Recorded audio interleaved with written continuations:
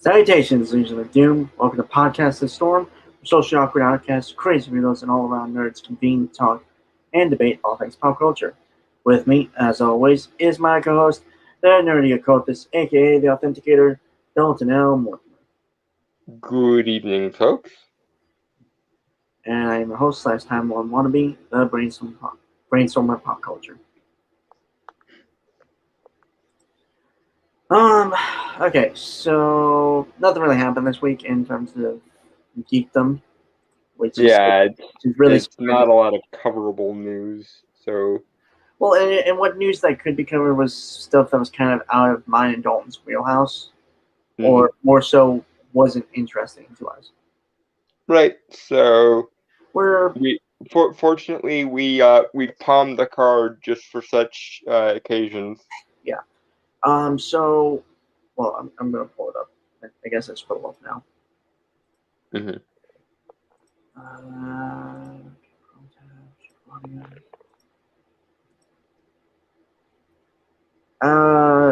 This is from Melina Pendulum, aka Princess Weeks of the Mary Sue. Why the cynical superhero isn't that interesting.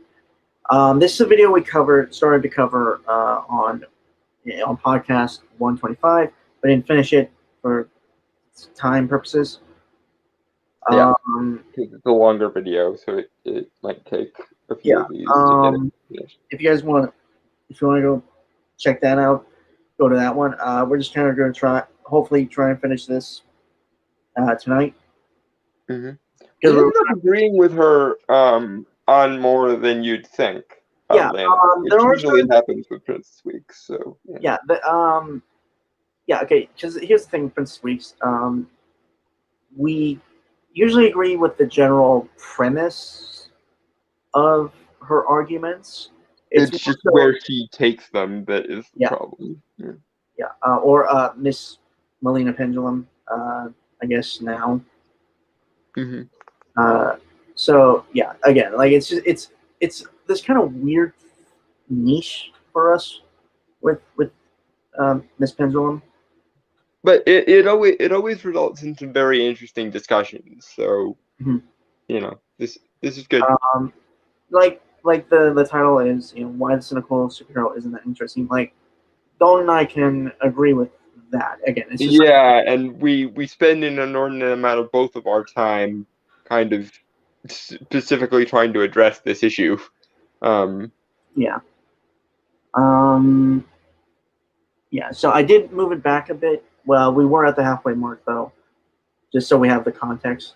Right, yeah, so we don't like cut her off in the middle of a sentence or whatever. But for those that want the part one of this epic duology here, it's on podcast number 125. Right. Okay. Shall we banana? We shall banana. Banana. The trouble with an eye for an eye is that everybody ends up blind. And as a kid, I ate that shit up because it makes sense. Fuck authority figures. We don't trust them. Don't trust the police. Yet, when I rewatch it as an adult, I also see something very, very specific. They don't actually do anything. The superheroes, that is. Superman ultimately is not a fascist. He's not even really a cop. Okay, minor quibble with the first part of that sentiment.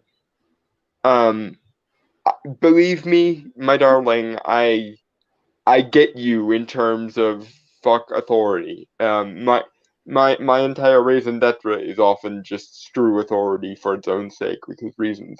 But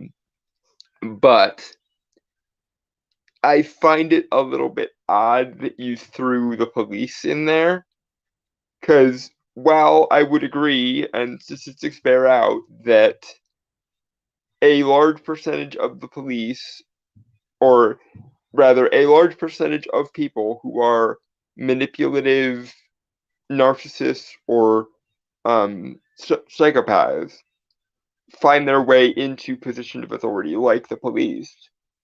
The vast majority of police officers are just decent to good people trying to do their best to enforce the most sensible system of law they can get their hands on. And again, I would agree that a lot of laws are overbearing or need to be altered or could stand to be modified in some way. And again, I get it. Laws that don't make sense can get fucked. But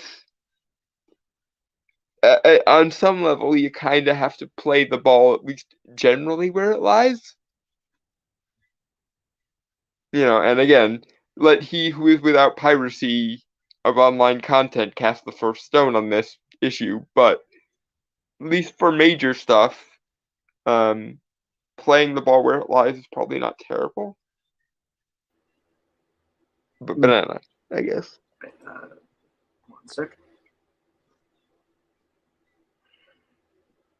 Yep, banana.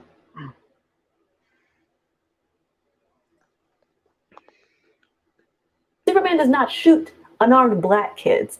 Superman isn't drone striking people in other countries. Superman isn't taking people to be put into cages or trying to take immigrants away from their families. Superman is a refugee from Middle America who works for a newspaper and whose biggest... Sorry, I just like I was waiting for the time to run out. Yeah, see, all of that shit is where we're gonna part company, because my darling, most of those things that you just listed there are talking points that usually get applied to people like the police and the government. And I hate to break it to you, but neither are the police just doing that at random. The reason why a larger percentage of black people wind up on the negative side of the police is because black people disproportionately commit crimes. And yes, there are situations where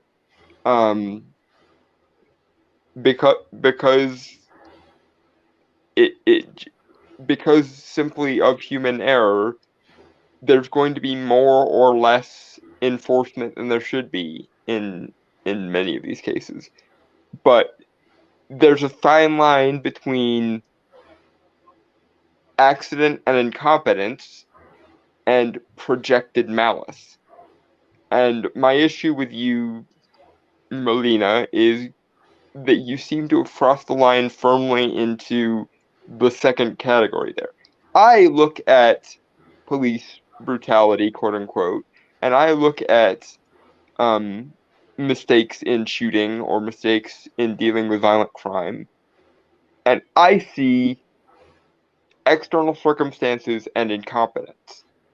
You appear to be implying that the people who engage in these activities actively attempt to do so and want to out of essentially malice. And there's where I'm going to have to part company with you, love. Never attribute to malice what can adequately be explained by incompetence. And in a high-stress situation with high degree of consequences, or high-intensity consequences, incompetence is usually the more likely of the two. As for the drone strike issue, I am firmly in the category of we should end all of the unnecessary and offensive wars because they are costly and counterproductive, and they've been costly and counterproductive for multiple decades. Totally with you on that point, my dear. But again, on some level, my preference is for never attribute to malice what can be explained by incompetence, and that includes the bloat of modern day wars, because I'm not sure you can say that our governments are malicious, but I am positive that every serious person on this earth knows to a fault that most governments are incompetent. And if you disagree with that, then you genuinely might be a little bit naive. Moving on. Banana. I don't have anything to say to this stuff. But the long and the short of it is she's projecting a lot of things that are immaterial to the conversation, and the way she's framing them is where she's going wrong. Mhm. More than anything. It's again a case of she has a lot of the right data and a lot of the right ways to put it together, but she's extrapolating those into places they don't belong, and usually out of some kind of moral hysteria. Well, we got 16 minutes, man. Yeah. Banana. Enemies are literally Sorry. Let you. Thank you. Let me move that back a couple seconds, just so. Like, I didn't want to sneeze over the audio. Yeah. Banana. Hold on. Right, there we go. Yep, banana. from Middle America who works for a newspaper and whose biggest enemies are literally genocidal tyrants and egomaniac capitalist. This 7 is a stand-in for the Justice League because the Avengers, for better or worse, do not have the same idealism built into who they are as a group. Okay, I agree with that. That last part, at least. The whole Yeah, okay. the egomaniacal capitalist thing. I mean, technically, that's Luthor, but for a large part of his history, he wasn't even a capitalist. He became more capitalism heavy in the 80s when everyone realized how much big business was fucking everything over. But it might be worthwhile to point out here once again that there's a difference between capitalism and corporatism. And individual greed. yeah. And also that Luthor's capitalism is largely just incidental, if anything. Because it doesn't matter what it. Luthor is a little bit like Doctor Doom, in the sense that Luthor doesn't really give a shit about philosophy or about like larger abstract systems.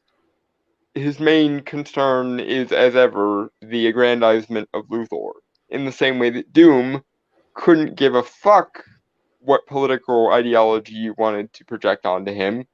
His main concern is the aggrandizement of Doom. Right, but that also doesn't really.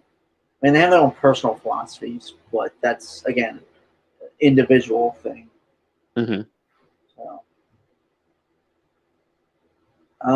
but the whole 7 Justice League thing and the Avengers idealism, Justice League thing, I agree with that on its on the base premise of that.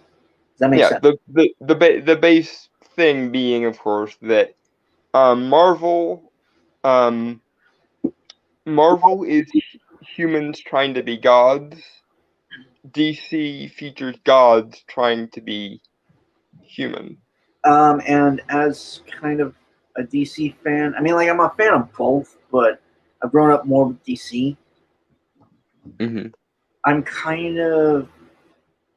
I don't necessarily disagree with that. It's more so. I'm gonna be completely honest.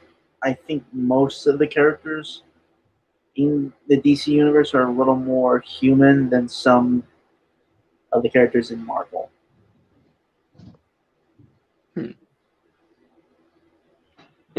this in and of itself is an interesting point of discussion, but in broad terms, um, I would agree that it makes a little bit more sense if you're going to be subversive, quote unquote, to do so with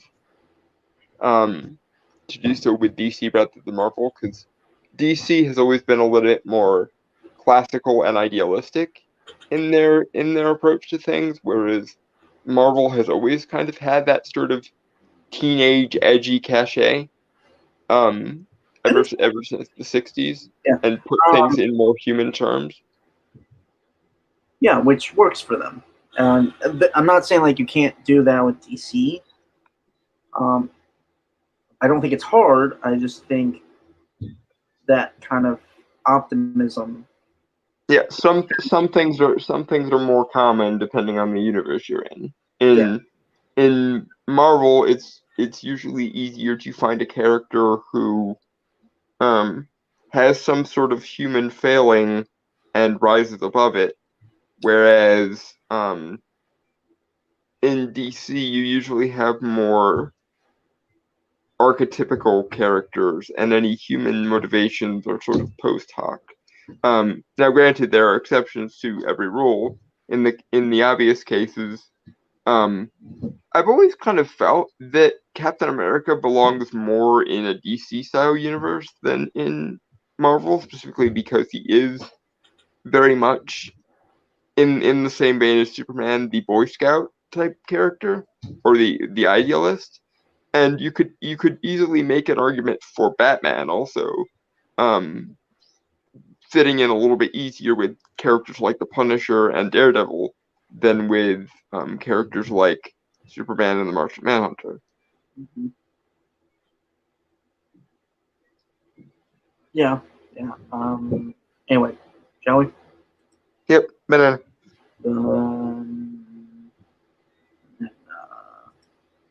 It is more fun to mock Aquaman than Namor because, well, the normies don't know who Namor is anyway. But also, they don't know that Namor is actually a badass bitch and he could really just slap. You know, if superheroes are supposed to be ideals, then knocking them down to earth, you make them ripe for corruption and turning. Okay. I mean, oh hey, bad say stuff. So, hold on. Captain America and the Winter Soldier movie was basically Marvel's live action Under the Red Hood. Yeah, kinda. I guess. Yeah, it's not a bad comparison. I'll give you. I mean, to be fair, Bucky was. There's a little more interest I have with Under the Red Hood, not just because Jason Todd is kind of one of my favorite characters of the Bat family, but because there's also that kind of. It's different in the fact that Bucky was under the control of someone, while Jason is of his own free will doing the things he does. Yeah, he's being an edgy boy with his own volition. Yeah, but both are very compelling, interesting stories. Mm-hmm. Either way. So. And I'll definitely give you that Winter Soldier was definitely Marvel's closest attempt to just do a straight up action drama with like espionage themes and stuff. Right. But okay, so a few things to cover what she said. Aquaman's cool. I'm sure we can all agree on that, and like on the fact that he's honestly, you can make fun of all the Justice League characters. You can basically make fun of anything. It's just a matter of, do you have a point to make in your mockery, or are you just being a dismissive little shit? Right. And therein lies the problem with most attempts to quote unquote subvert the superhero genre. They make these arguments as though the people making the comics weren't aware of those arguments, and usually it results in them thinking they're being very smart, thinking they're being very subversive, thinking they're being very clever, and in actuality they're just being edgy little pouting little shits with no point. Right. But yeah, Aquaman is a cool character. Like Namor. Granted, Namor is a more darker version of Aquaman. Yeah, Namor is probably the original edgy boy in comics, if we're being entirely honest. This goes all the way back to what is arguably the first comic book crossover ever, at least in the history of the Marvel Universe, which is Namor, the Submariner versus the Human Torch. And no, I'm not talking about Johnny Storm. I mean the android Human Torch, who is a robot from another planet. Who Yeah. I would very much like to see at some point, but I probably never will because everyone knows the Human Torch as the member of the Fantastic Four Human Torch. Mm-hmm. Though they are bringing in the Atlanteans and Namor for Black Panther 2. So Marvel, if you ever want to touch on your Golden Age stuff again, I would very much appreciate a Submariner versus the Human Torch movie. But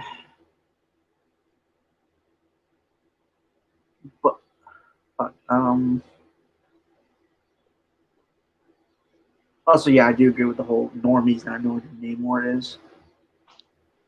Which is a damn shame because I would also agree with you, and points for humor on your part, Melina, because yeah, Namor's a badass bitch. Emphasis on both the badass and the bitch, because let's face it, he's an edgy boy. He is a bitch. Okay, so Batsu stuff. Peacemaker versus the Comedian, maybe some Flash multiverse stuff thrown in there. They'll have my money. Yeah, I love Peacemaker. Not on like the character himself is kind of an asshole, like in the context of the world he inhabits, but more so in the writing of the character. For like the Suicide Squad. I think John Cena was extremely charming in the role, but I didn't like the character very much. I don't know. I think he's interesting, and I kind of want to see more of him explored in his series. Obviously, yeah, I'm interested. I'm interested in the series. My only problem is if you're gonna give Peacemaker a series, then I demand a Ratcatcher 2 and Polka Dot Man buddy cop type series.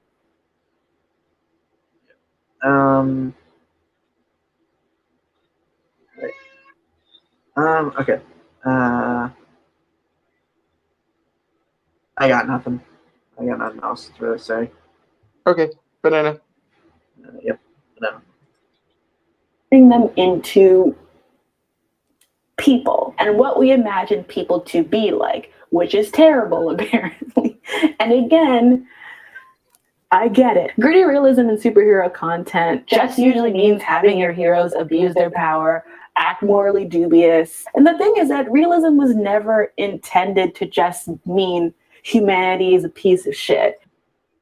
Okay, that I agree with. I get Okay, that. yes, this is it exactly, and this is one of the areas where I agree with her and also not, because like I don't and won't give you the humanity or shit argument to play with here, because she's not saying, she's saying that that's the conclusion that other people have come to. Right, no, and yeah, I was just taking issue with her like resigned, I get it thing.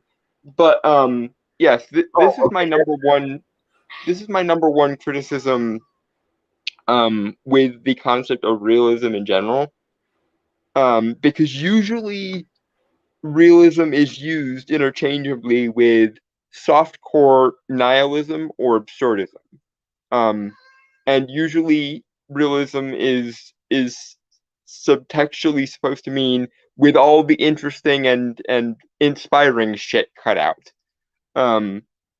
Which I always frame it in terms of to call softcore nihilism or absurdism realistic is to essentially strawman reality, because it's assuming that the entirety of reality is just basically stone or concrete cubicles and like dingy gray cityscapes.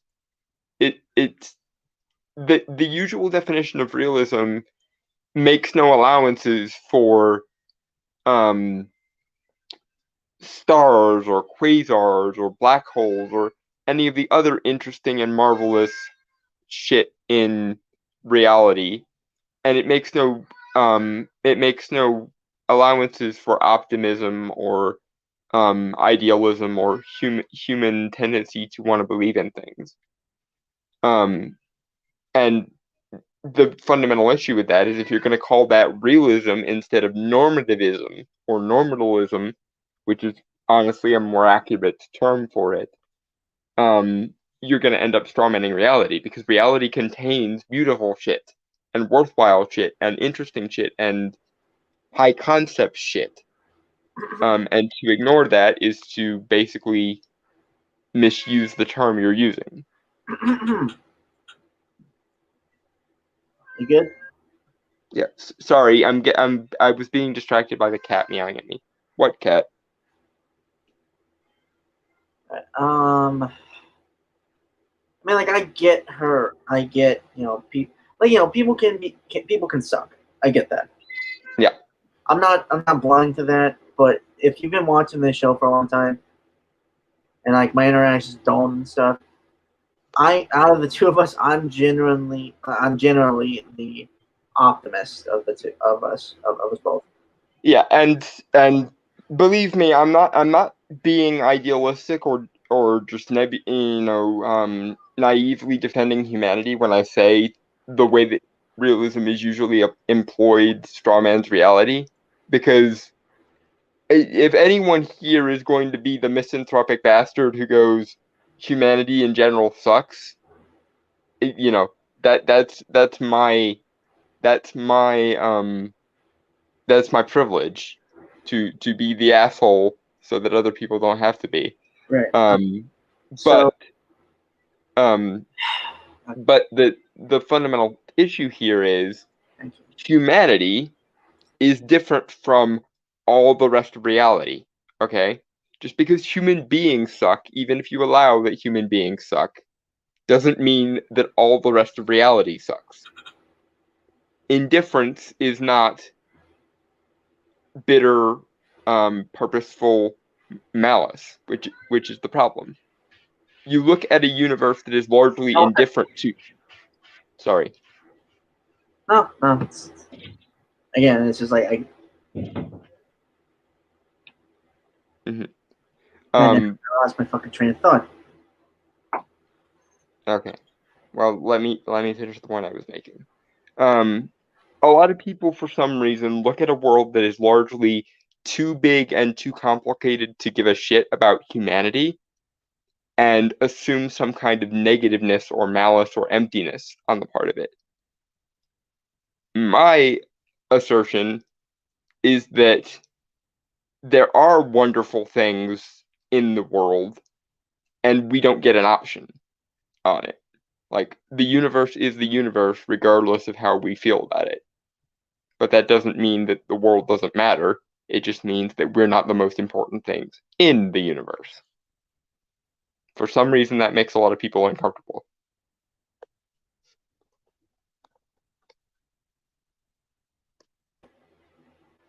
Thank you for stealing my thunder. And saying everything I was gonna say. Sorry. Are you though?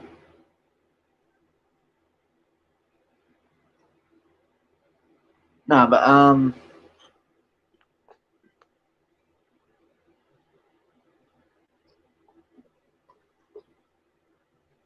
I gotta kind of focus more on people. Mm-hmm. Yeah, again, like I'm not naive and I'm not stupid. I'm aware of how idiotic, destructive people can be. Mm-hmm. But I do also believe like people can be better and good more often than not. And again, like the thing with realism, and just kind of my take on it, is like Dawn said, it's practical like softcore nihilism. Yeah. Right. and it's like people who like again like Garth Ennis who did The Boys. I believe so. Yeah, it's Garth Ennis. I was thinking Warren Ellis, but Yeah, those two need to find some way of differentiating their names because they get confused a lot. we've done it ourselves on this channel. I know it's annoying. Yeah. Ennis and Ellis are just too close, I think is what it is, and their Yeah. styles are actually not that dissimilar, which also doesn't help things. One sec.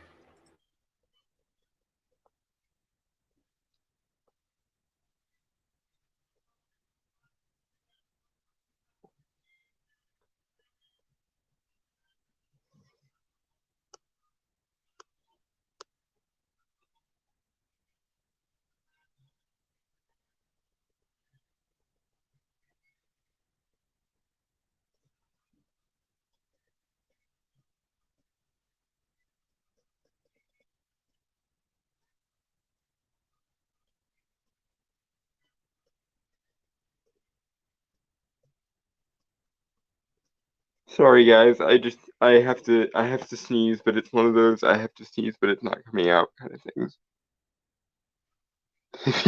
If you're wondering why the fuck is he making that face.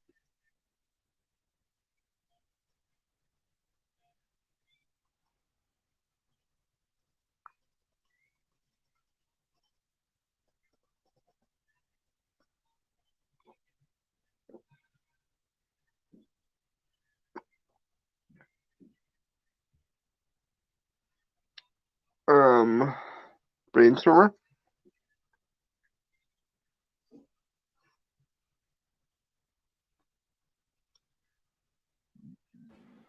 Sorry, had to help with something. Okay. Fuck, where was I? Right, realism and stuff like Garth Ennis. He clearly does. I think he has mentioned it many times. He does not like the superhero genre for whatever reason. It's whatever. Mm-hmm. Not really going to judge him on that.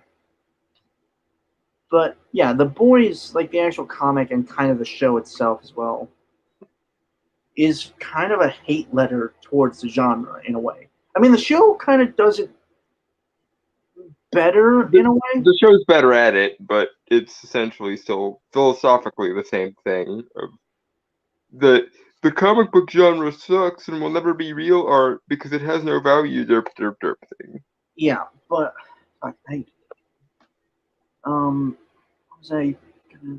God damn it! I had something, but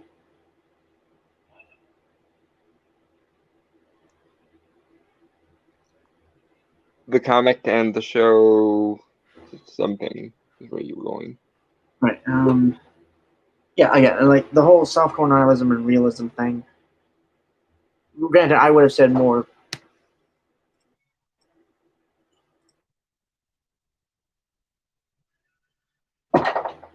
Sorry, I was handing something off screen. Mm. Congratulations, I have pizza now. Aha. Okay. Speaking of things that make life worth living, lol. Yeah. God damn it. Right. I just refer to it as cynicism, how like people look at realism in storytelling. Mm-hmm. And again, like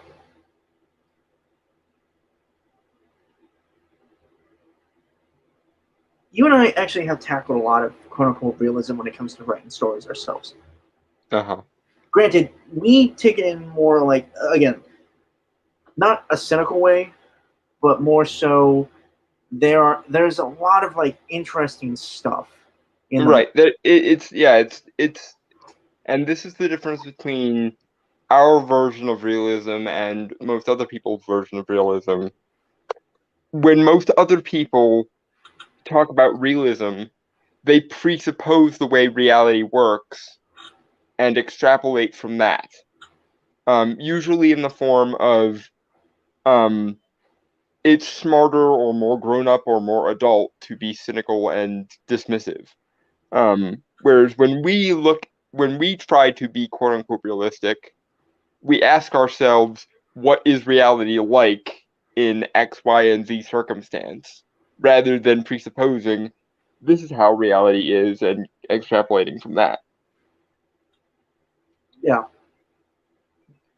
And this is a weird example I bring up. But kind of my thing often, like when we do trailers and stuff, is like for movies and stuff, specifically like Marvel movies. Mm-hmm. Like the thing I bring up a lot is like the color grading, right? And like how it's always often very bland and kind of dull. Mm-hmm. And And realism and cynicism and nihilism are all kind of the philosophical version of that. right. But like when you take a look outside and you see like trees and the sky and just like the colors of buildings, really. Yeah, the world has color in it, goddamn you. Yeah. So was the question. So was the thing, and realism and the softcore nihilism that it usually entails is very much that same way. You know, you turn reality dingy and gray and depressing and nihilistic, and then somebody goes and points out to you, but look at the rest of the world. Like, again, just because human beings might suck from time to time doesn't mean the entirety of reality sucks. Yeah.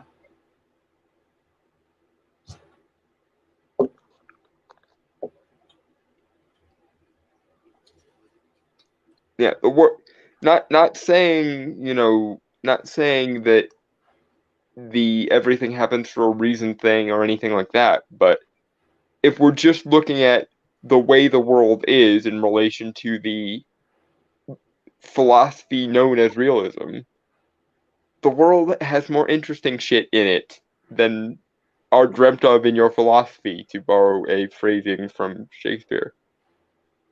There are more things in heaven and earth than are dreamt of in your philosophy, Horatio.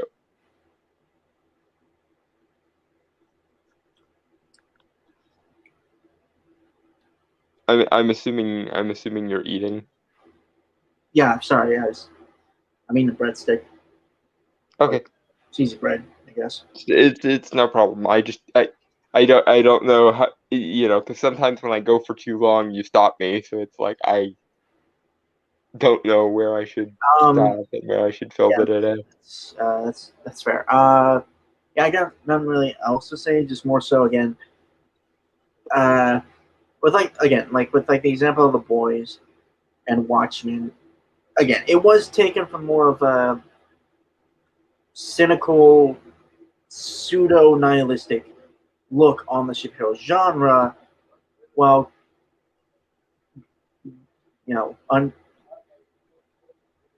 I'm not saying like you can't be realistic in your storytelling. Like, Yeah, but again, the difference is, do you presuppose what reality already is, or do you actually ask yourself what is reality first?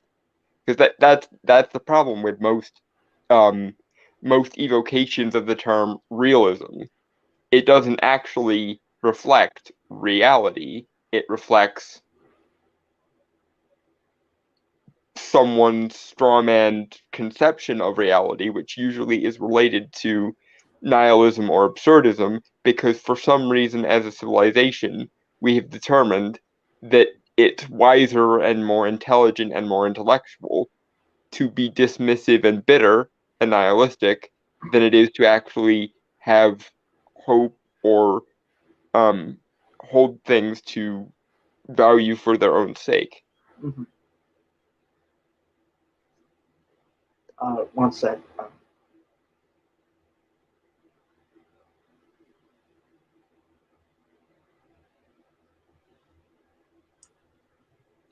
Okay, so basically stuff said a few things that I missed. So I'm gonna read the one that I saw just popped up like a minute ago. I think Batman's speech at the end of BBS is a perfect example of realism. Men are still good. We fight, we kill, we betray one another, but we can rebuild, do better. We will. We have to. Maybe that's just called optimism. Is also what he said. I think, and again, this is why I take so much of an issue with people's evocation of the term realism when they mean absurdism or nihilism, because the world is complicated, is the thing, and I think that's one of the reasons why applying one-size-fits-all philosophies to all of reality doesn't work, because there are parts of reality that suck, but there are also parts of reality that make it worthwhile. And if you truly want to reflect reality, quote unquote, you need to have an appropriate mix of both the parts of reality that make it suck and the parts of reality that make you go, nope, this is a world worth fighting for. Because if you go too far into one or the other, it's going to come off as quote unquote unrealistic, because you're not actually reflecting what people recognize as plausible and rational. And that's the other thing. Rather than deferring to reality as an authority, which is philosophically untenable, another reason why I hate realism, you should hold your worlds, the worlds you create in stories, to logical standards and human behavioral standards and causal standards, not necessarily realistic standards, because realism really just defers to external reality, which is governed by empiricism. But empiricism devoid of logic and reason and value really is no more or less coherent than any other philosophy in the world. Not saying you shouldn't defer to empiricism on some level, but the way I always say it is empirical laws hypothetically could change with the wind. Logical laws, as far as we know, are omniversal.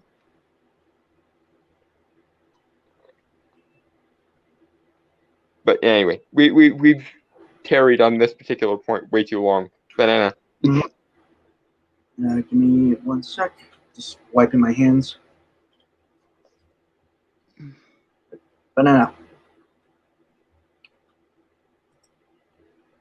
It was literally about highlighting the human experiences without supernatural or speculative elements. The exact opposite of the superhero genre. It's about the banal, not the inherently dreadful. Too often we make skepticism and realism synonyms. This is not me coming down on the boys despite the rush second season. Sorry, I think I went way over that. Yeah, I think probably. Sorry about that. Stop it at 57. Okay. I don't really have anything to say to that, to be honest. Yeah, no, she's right in a way. My only problem here is that, and this is another part of this whole realism discussion that we just had, but what do you do if you're a person who in reality believes in supernatural things? Like, and maybe I'm the outsider perspective on this, because I do actually, I have been a practicing occultist and I take it seriously for 15 years. So I believe there are definitively quote unquote supernatural parts of reality. So to me, supernatural things happening in a story doesn't make it unrealistic, unless you make the magic system make no fucking sense. And therein lies once again the difference between deferring to reality as an external authority and deferring to empiricism instead of reasoning, and deferring to logic. I think that no matter what elements you include in a story, if they're founded on some semblance of logic, then it doesn't matter how implausible they might externally seem, because they make perfect sense in universe. And even even the empirical physical aspects of superherodom or the supernatural have their basis. For example, there's a really, really, really great book called The Physics of Superheroes that I don't remember the author of. Brainstormer, would you mind looking that up for me? Because I want to recommend this to people. What was it again? It's called The Physics of Superheroes, and the cover is like Da Vinci's The Vitruvian Man, but with a superhero in the middle. Oh no. By James Catechilios. Probably said that wrong. Yeah, him. He also has one called The Physics of Star Trek, which is similar, obviously, but applying the same standard for Star Trek. And one of the things I learned when I read that, and I read that from a very early age, because before I was into magic and philosophy, I was into theoretical physics, and I was also a massive comic book nerd. But one of the things I learned when I read that book when I was like 9 or something, is there's actually quite a lot of plausibility in superhero comics. Even in the very first superhero comic that most people are aware of, which is Action Comics #1, there's a piece of dialogue where Superman is walking across a power line, an active power line, holding some robber that he's chasing after. And the dialogue literally goes so far as to say, "Don't worry about being electrocuted, as long as we don't ground, somewhere and give the electricity somewhere to arc from, we'll be fine, because the electricity won't flow." And that is objectively true from a physics standpoint. So even if we want to play the pure empiricism card, supernatural elements or superhuman elements aren't that implausible. And if you look at it from a philosophical perspective, and this is another area where I kind of specialize, magic and the supernatural is portrayed better in comics than in most other kinds of fantasy storytelling, because a large part of the writers of comics were philosophically wandering, philosophically eclectic kind of vagabonds. So they were more accurate in their portrayals of magic and the occult than they were, than a lot of other writers were. So if you want to defer to empiricism, there's the physics of superheroes. And if you want to defer to the sort of philosophical realism of accurately portraying different worldviews and different ideologies and different metaphysics, comics also get it right there more often than you would think. So either realism is the nihilistic strawman that we just got done railing against for 20 minutes, or comics and the supernatural within them are already kind of realistic. It's kind of funny when you look at it that way, but if you actually look at it, instead of presupposing shit and pre-assuming shit, most often comics get it right, or at least something resembling plausibility, in both the philosophical, esoteric, mystical sense and the hard and fast empirical physics sense. Yeah.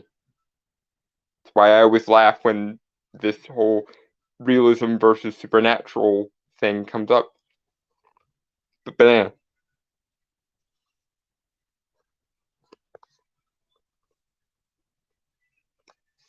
And I'm assuming Brainstormer left again. I'm back. Okay. Also, Bat City stuff and Slither Claw said things while you were away. Yeah, I saw. I see. Okay. Slither Claw, I don't have my boots on for this lady. I don't get that. It's like innuendo. Okay. Be a nice change to have a writer say, well, they offered me a lot of money, so I made a product I thought you would like. Thank you for buying and watching. And Betsy stuff. Would Archie comics be considered realism? For example, the Mark Waid and Fiona Staples run. I haven't. I'm not as familiar with like Archie as I am with more straight up pulpy or straight up superhero related stuff. I'd definitely say the slice of life parts in the early days would probably be the most like normal thing that happened in a comic book universe. As for when Archie comics cut up with the rest of comics and got weird with like Lovecraftian stuff and supernatural stuff and whatnot, generally there's a lot more playfulness to the supernatural within Archie comics than there is in like superhero comics, for example. But I don't hate it, but I wouldn't give it the title of quote unquote realistic if I was to say that was the thing that mattered. I think there were I think at the comic, the run I'm thinking of that Betsy stuff is mentioning. I think it's the comics that Riverdale are based off of. Yeah. So I don't know. Technically, it just I haven't read those. I've heard of them, but I haven't read those. So They're definitely more normal, but I don't know if that qualifies as realistic. And therein lies the exact problem, because for so many people, realism is just a synonym for defers to normality. And unfortunately, for those that care so fucking much about normality, mathematically speaking, a norm is just 67% of any given percentage or any given sample. So even if you want to defer to normality, you're mathematically imperfect to the point that you're only accounting for 67% of the world. And there are mathematicians who actively aspire to change the standard of measure from the norm to what's called the ZIF, which accounts, I believe, for 88% of all available data in the system, or it's some percentage in the 80s somewhere. Yeah, sorry. Go ahead. Oh, classic stuff. That run is actually more of a sitcom comedy, and Riverdale is based on the Archie horror comics. Oh, okay. I don't know a lot about Archie comics because they're not really. The only thing I got interested in Archie like growing up was Archie's Weird Mystery, and if anyone knows that cartoon, put it in the comments and stuff. Yeah, I knew from an early age that Archie exists, but I don't really. It's not my bag. My first exposure to something Archie related was probably either Elvira, Mistress of the Dark, or the Melissa Joan Hart '90s sitcom Sabrina the Teenage Witch. Which I'm gonna be controversial here and say that in terms of both quality of storytelling and in terms of like occult and mystical accuracy, I like Chilling Adventures of Sabrina more than I do the Melissa Joan Hart Sabrina show. Oh, don't forget Josie and the Pussycats from Bat City. Oh yes, they were Archie too. Yes, so yes. That is. Yeah, that property. I mean, like I know they're like Easter eggs in Riverdale. I'm aware of that. Mm-hmm. I just that was an interesting one. Like I remember watching like the old cartoon growing up. Yeah, the old Hanna-Barbera cartoon that was like, you know, when every Hanna-Barbera cartoon was trying to be the next Scooby-Doo or Scooby-Doo ripoff. And that's not me throwing shade, by the way. A lot of my favorite cartoons growing up were Scooby-Doo and Scooby-Doo like spin-offs and ripoffs like Speed Buggy and Josie and the Pussycats and stuff like that. So yeah.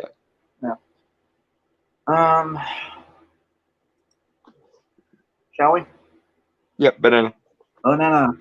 Often we make skepticism and realism synonyms. This is not me coming down on The Boys, despite the rushed second season. I do actually really enjoy this series a lot. There is always one moment every episode that truly repulses me and makes me cringe with disgust. And yeah, it's weird. I agree, and okay. I'll be honest. To be fair, I haven't really watched The Boys because it's not really my kind of show at all. Yeah, it would make his head explode in rage, I think, if he tried to watch it, because Brainstormer is a good boy, and the Boys seems to be quite pathologically resistant to the idea that anyone could possibly be good. Not good. You said no, wait, pathologically resistant to anyone that. No, you said it wrong.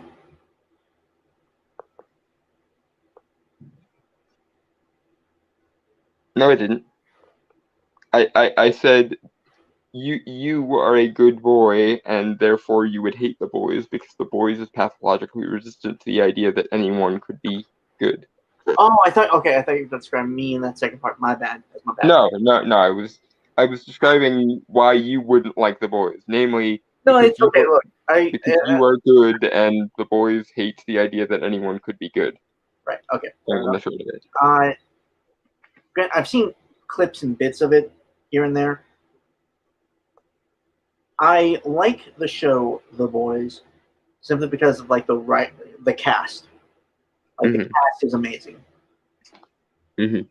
And once again, if you want to see The Boys done better in a more intellectually and philosophically honest approach, watch Invincible. Because Invincible is basically The Boys done right. Right. Okay. What was I gonna say? It's not that it angers me or anything. It's just more. There's only so much you can tolerate of that. Yeah, I just dislike it on the fact that it's just another deconstructive superhero story. We get those by the dozen these days. Yeah. No one could possibly be a superhero because people aren't that good, and everything and everyone is susceptible to corruption, derp. But Miss Pendulum here. Mm-hmm. I like moments of it and stuff, and it's just there's a lot of interest, specifically with the characters, and again, that's mostly thanks to the actors and stuff. Mm-hmm. Just specifically Anthony Starr's Homelander. I hate Homelander. But he's very good at playing the character. Oh yeah, immensely so. There's so much to that character. I hate the character, but goddamn, he's so interesting to talk about analytically, as a character analysis. Yeah, and honestly, that's The Boys and a lot of these other cynical, deconstructive superheroes' biggest problem is because they're made to be basically philosophical conversations rather than actual stories with actual characters in them. And because they're designed to shove a point in your face rather than actually make a world or characters that are worth caring about. To be fair, we have kind of done that in some cases with stories we've worked on.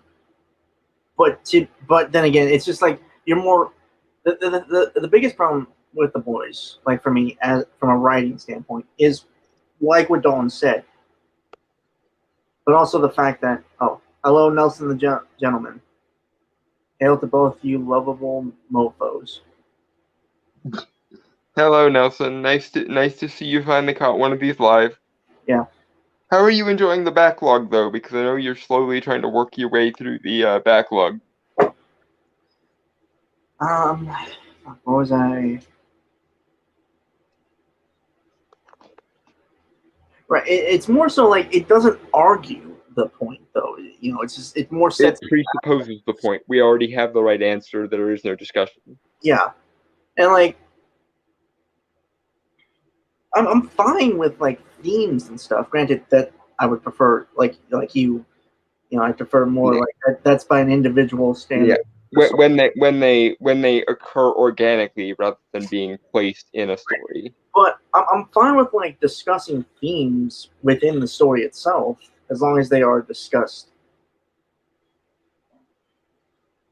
As long as it's something you're allowed to come to on your own terms rather than force fed into you like a drug shunt.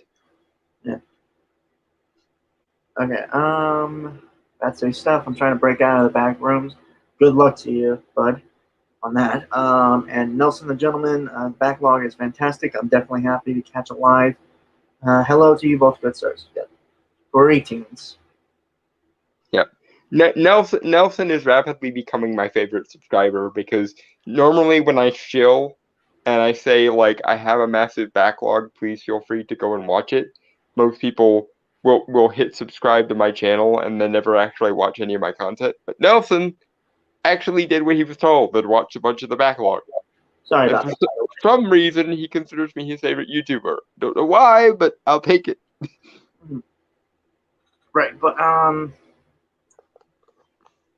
yeah, season 2, honestly, I think was better than season 1. Or again, just the actors playing the characters a lot. Just Yeah, I'm really interested to see what Jensen Ackles playing basically dystopian universe Captain America is going to be like. yeah. That's your stuff. I watch your stuff, buddy. Yes, but do you watch all the old stuff too, or just when new stuff happens? I've been busy, so I have kind of an excuse. No, I wasn't shaming. For the record, I wasn't trying to shame anyone for not watching my old stuff. I was just giving Nelson the props he deserves for actually being the one who not only subscribed to my channel but actually started watching the stuff when he subscribed. Yeah, I don't have anything else to say. Yep, banana. Oh, Nelson the Gentleman, because you're both intelligent, compassionate, and make solid points. Wow, that's We do our best, Nelson. We do our best. thank you for the nice words. That's See, this is what Nelson does. He says these nice things, and then I'm left just kind of going, okay. yeah. So yeah, shall we banana? Because I don't really have anything to say else. Yeah, we shall definitely banana. Banana. Banana. That is an accomplishment for a show. As a New Yorker and as a Black person, yeah, I get it. I get being distrustful of anyone saying they have the answers. But as someone who works and exists, I am even more skeptical of those who think that they can see into the hearts of fictional characters. Okay, a few things. Ms. Pendulum, or Melina, or Princess Weeks. Your race, my darling, has nothing to do with anything. Nothing. No point, niet, nothing whatsoever to do with anything. As to the point about seeing into the heart of fictional characters, yes, if they're well done and have consistent characters, yes, you can see into their hearts because they are consistent beings. In fact, this is one of my number one criticisms of so much of the modern day approach to art. When people treat characters as puppets to be manipulated or puppets to be used as mouthpieces, rather than seeing them as worthwhile beings in their own right, at least in a hypothetical sense. Like, I'm not saying, all these universes exist and shit, but with the context of multiverse theory, why not?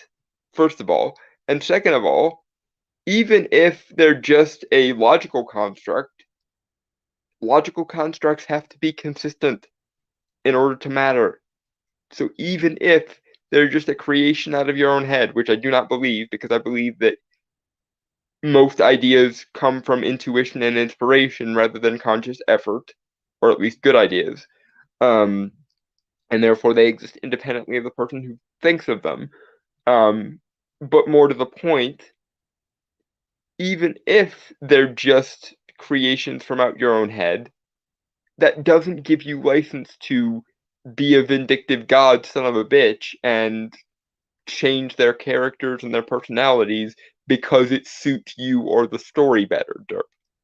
If you can't tell an interesting story with an interesting character by essentially winding up the universe and letting it play out on its own terms, then you are a shitty writer. If you have to play the interventionist god and meddle with the story in order to make the story work, or you have to meddle with the character's personality to make the character work, then you have not created a worthwhile character or story to begin with.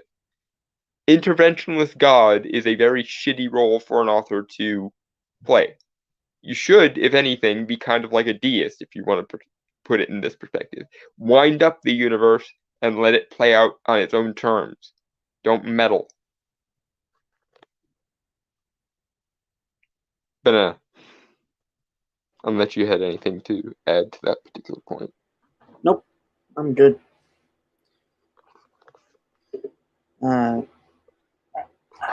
Yeah, okay, so.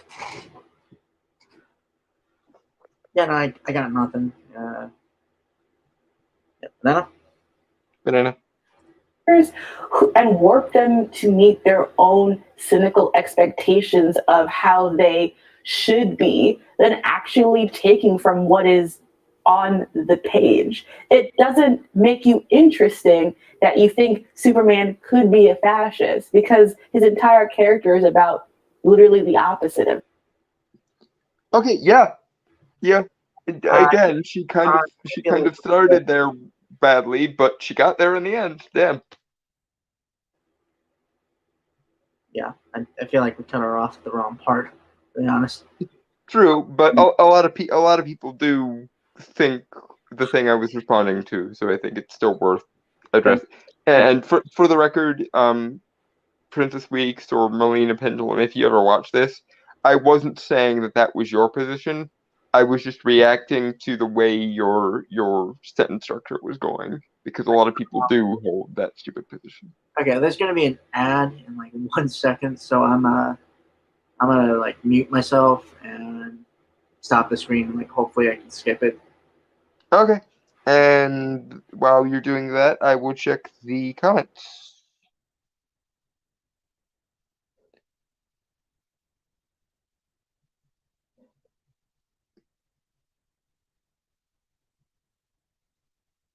Oh, I see. I see Bat City stuff. Never mind. Like I said, I wasn't shaming anybody for not watching my stuff. I was just giving Nelson his props for being best subscriber. Yeah. Okay, so you got it. I did move it back a bit because of the ad and all. So. Mm-hmm. Okay, give me 1 second. Sure. Oh, got it. Oh god, I think I might sneeze. I think I might sneeze. Come on.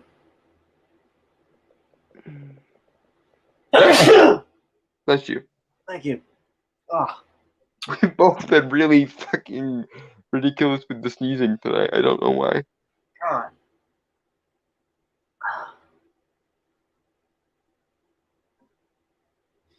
Oh, okay. Okay. Shall we? Yep. Banana. Banana. Opposite of that. I actually wait just a second because I need to reboot. My screen froze. Okay. I will be back momentarily. All right.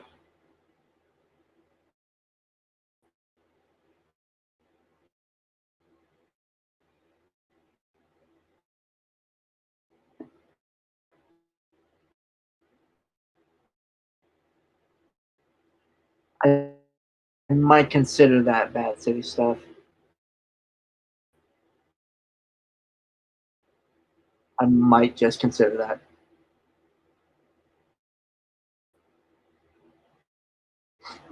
Oh.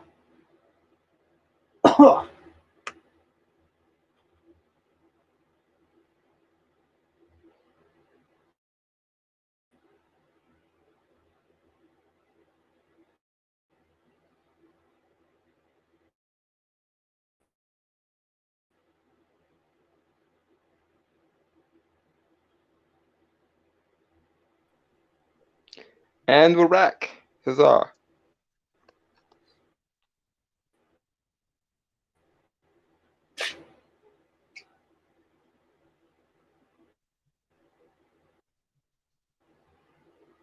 Brainstormer?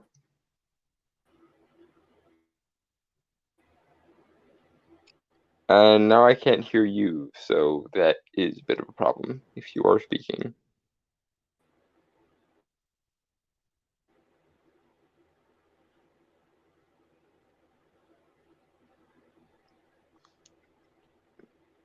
God damn it. Can you hear me? Okay. You were just away from that. I thought maybe StreamYard was being extra dumb and making it so I couldn't hear you. We're good. Okay. So a few things in the comments while you were away. So bad Sid stuff. You should rename the stream the Sneeze Stream. No. I don't know. Might have a better ring than Podcast of the Storm. Have you recently suffered head trauma, Brainstormer? This is an interesting one. They're going to make Mr. Apple's character a joke. He already looks terrible with the big rapist beard. No man is allowed to be prettier than Homelander. I don't know if I agree with that. I certainly hope you are wrong, Nelson. Although I think you were probably just joking. Based on how cynical these things tend to be. Yeah, true. Plus, I mean, it'd be interesting to see a deconstruction of Captain America instead of because no one's. I don't really think anyone's ever done that. To be honest. I mean, other than of course John Walker. I don't know. And of course, now basically every time the government does something the writers don't like, Cap turns into a deconstruction of himself. I mean, to be fair, he's always gone against the government in his stories. Right, but it's now in recent years it's become less of because there's a genuine philosophical clash and more because the writers don't like where the government is going, therefore. Okay, fair enough. Like your secret empires, your the recent thing with gay Hispanic Captain America who looks like a fucking hipster.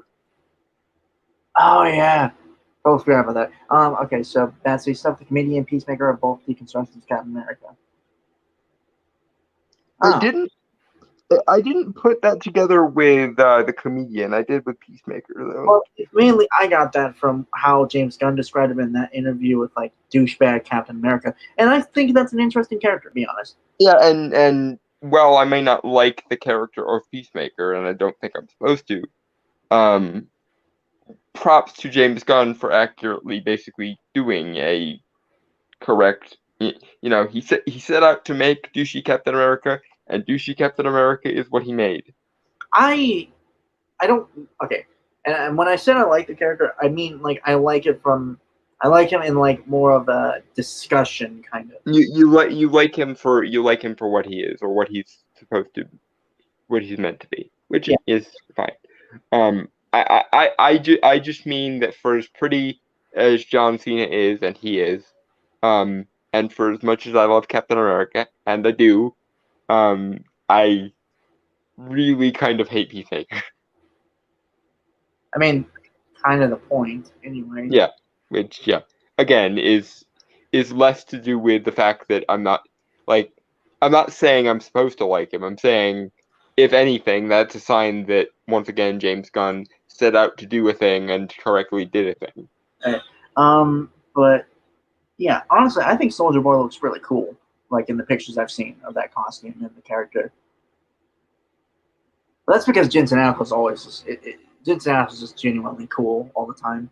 Yeah, and let's face it, if anyone has to play the ageless beauty of a deconstruction of Captain America, Jensen Ackles, if you're working on a TV budget, is not a bad choice, because dude basically looked like he was a male model until the end of his 20s. So yeah,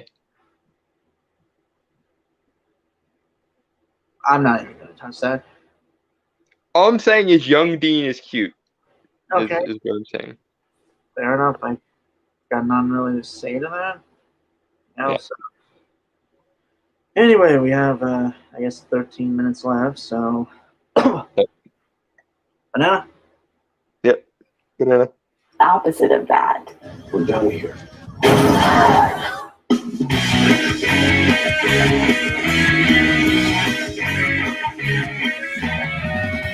My Hero Academia takes place in a near future where 80% of the human population have abilities known as quirks.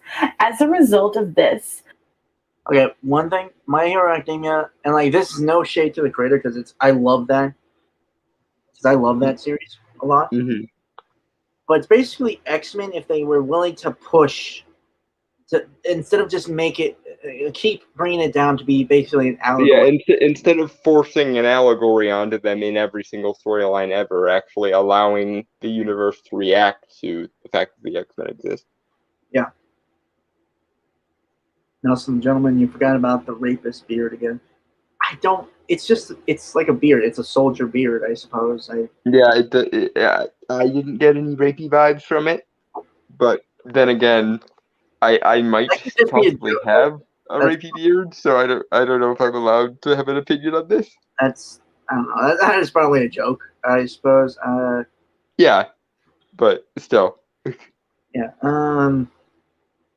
Shield looks kind of dumb though, but it's Yeah. Unfortunately, there's only so many ways that you can make the shield cool, and they've already used most of them. fair enough. Yeah. Well, apart from ours, but that's a conversation for a different day when we're not being recorded. Yep. Anyway. Yeah, I like this series because it's honestly it's just really cool. I like it, and if anyone's read My Hero Academia, like the manga or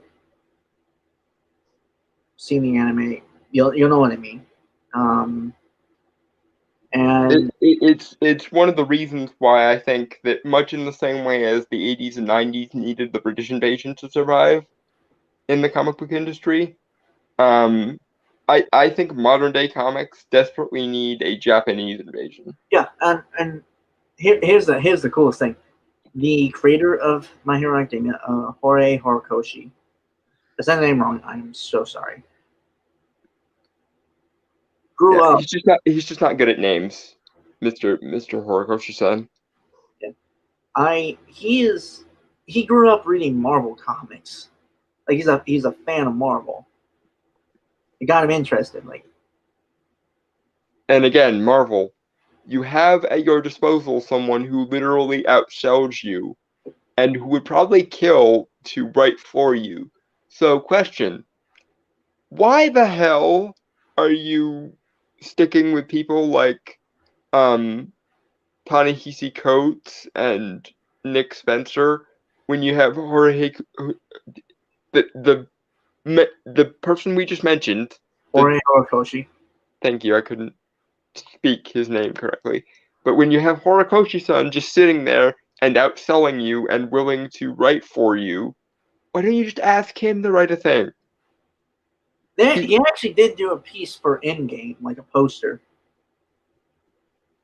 Like he drew the Avengers Endgame characters in his style, like in My Hero Academia style. Okay, I need to see his Doctor Strange now. Like now? Immediately? God damn it. I'll try to look for it for you later. Okay. Okay, But so again, this is what you should be doing, Marvel. Get the people who want to write your stories and have the talent to write your stories and just give them what they need. Is that not hard? hi, how you doing? Yeah, yo. Same with DC also though. Like you're one of the greatest names in entertainment, especially now with comic book genre being as popular as it is. People should be beating down the door to work for you. And if they're not, or you don't take advantage of them when they do, that's very much your fault. Especially when you actively choose deconstructionalist little shits over people who both know, care, and have the skills to tell the stories. Alright, okay, so Bad City stuff, knowing Disney, X-Men is going to be a movie franchise. But if I was in control, I would have it be a MA, mature audience rated, super high budget soapy type drama on Hulu, like a live action, more adult animated series. I don't see why we couldn't have both, because I want some good X-Men movies, goddammit. And I'm sick of the Fox versions. I've been sick of the Fox versions for a fucking decade. We got some good stuff out of that. Yeah, I mean, you know, your Deadpools and your Logans and so on. And I actually didn't mind New Mutants. I thought New Mutants was good, even though they didn't really know what they were doing. But then again, that movie had been re-scripted and re-edited about 500 times. Okay. Okay. Sorry, it's just Nelson, the gentleman. The beard just doesn't look right or attractive on a man as handsome as Mr. Ackles. Okay. This I would agree with, but because The Boys is The Boys and The Boys is grungy, I think that might be kind of the point. Plus, I'm sure it's partially to differentiate him from Dean, because he played Dean for a dozen years and change. 15 years? Yeah. Okay. Anyway, let's get on with this, because I think she's starting to get into a more actual discussion of why the cynical superhero isn't that interesting. Yeah. Banana. New superpowered society, hero has become a job. They both help out with regular crime and supervillains. The number one hero is named All Might. He's great. I love him. And he has a fanboy, my sweet baby boy son, Izuku Midoriya. AKA Deku, which apparently in certain pronunciations and writings, depending on the kanji, means useless. Or you can do it. Yeah, Japanese language is probably something I will never truly understand, ever. Yeah, the like weird kanji translation of things is really interesting. Like, for example, Light Yagami in Death Note is spelled with the kanji for moon, night, and god, which I've always found interesting. Well, that really is. That actually really is. Maybe it's just because like I've grown up, in the West and stuff, so it's just like. Well, I mean, our languages do it too. It's just most of our symbolism and our kanji, if you like, are in Latin or like Gaelic. Then Right. Yeah. It's I don't know. To me, it seems simpler because like the kanji it's a little too complex. Simply yeah, there's the issue of the literal translation versus the implied translation kind of thing. Yeah, and also like the speaking of it is different. Obviously because I'm just used to like regular letters, and thus you throw the kanji in there. It's very Mm-hmm. And then of course there's the the syllable structure and like the phonemes in the actual Japanese language, which are always interesting. Although I really do like translating Western names into like Japanese pronunciation, just because they always sound interesting when you translate them like that. Mhm. Like my name Dalton is Daruto in Japanese, I guess. I'm trying that one. Just sounds cool, honestly.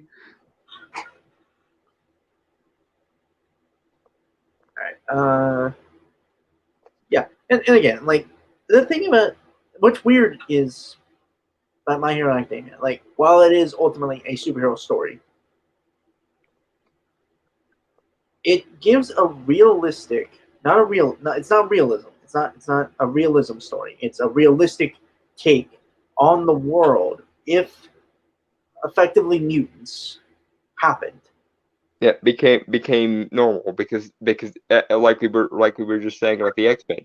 The biggest problem with the X-Men is they started as a civil rights or oppressed minority story, which works for the X-Men, and don't ever let anyone say it didn't work for the X-Men. But at some point, if the X-Men really are the next generation of human or the next iteration of human evolution, at some point you've got to play with that. And since mutants are almost all of them more powerful than your average human, if we're really playing with the evolution angle, they should breed more, and therefore there should be more of them, and therefore they should become more commonplace. Mm-hmm. Okay, so bad say stuff. I never watched My Hero Academia because I can't go to the freaking Books a Million store without some random 12-year-old doing Fortnite dances, saying the word lit, and yelling about My Hero Academia. I wonder how much that is actually true. And not just a joke, because it sounds like a joke, but I don't doubt. No, but it's one of those funny because it's true and plausible kind of things. I mean, I've been lucky enough that I've gone to Barnes and Noble, and I haven't really had that definition, had that kind of thing. Granted, most of the people that go into those kind of places that I go to are kind of older than me, and a lot more mature. Mm-hmm. So, you know. So you don't have to deal with other Gen Zers or Zoomers. That's right. I am part of Gen Z. Sometimes I forget that. You know. Yeah, it's always weird to me because like I'm technically at the very very tail end of Gen Y or the millennial generation because it ended in 95 or 96 depending on some people's depending on the definition, but most people agree after 97 is Zoomer territory. That's the stuff that won't get out of my way when I'm looking for books because I'm making TikToks. Again, you're probably at least partially joking, but it's entirely plausible. Yeah, there are times I really do hate being part of this generation. I would mock you for it, but given all the crazy shit millennials have done over the years, I don't think I have a leg to stand on here, and that's even more than usual. But I'm not joking. This happens every time I go to the Books a Million. I'm sorry. I am so sorry, man. yeah, my sympathies at city stuff. If you lived closer, I could take you to some bookstores that are less shit. Yeah. But like they took what I was getting at with like the realistic kind of standpoint is like, yeah, it effectively like it's 80% of people have mutant abilities or quirks as they're referred to in the story, Mm-hmm. and thus which makes sense because if somebody developed mutant powers, they would breed because evolution. Yeah.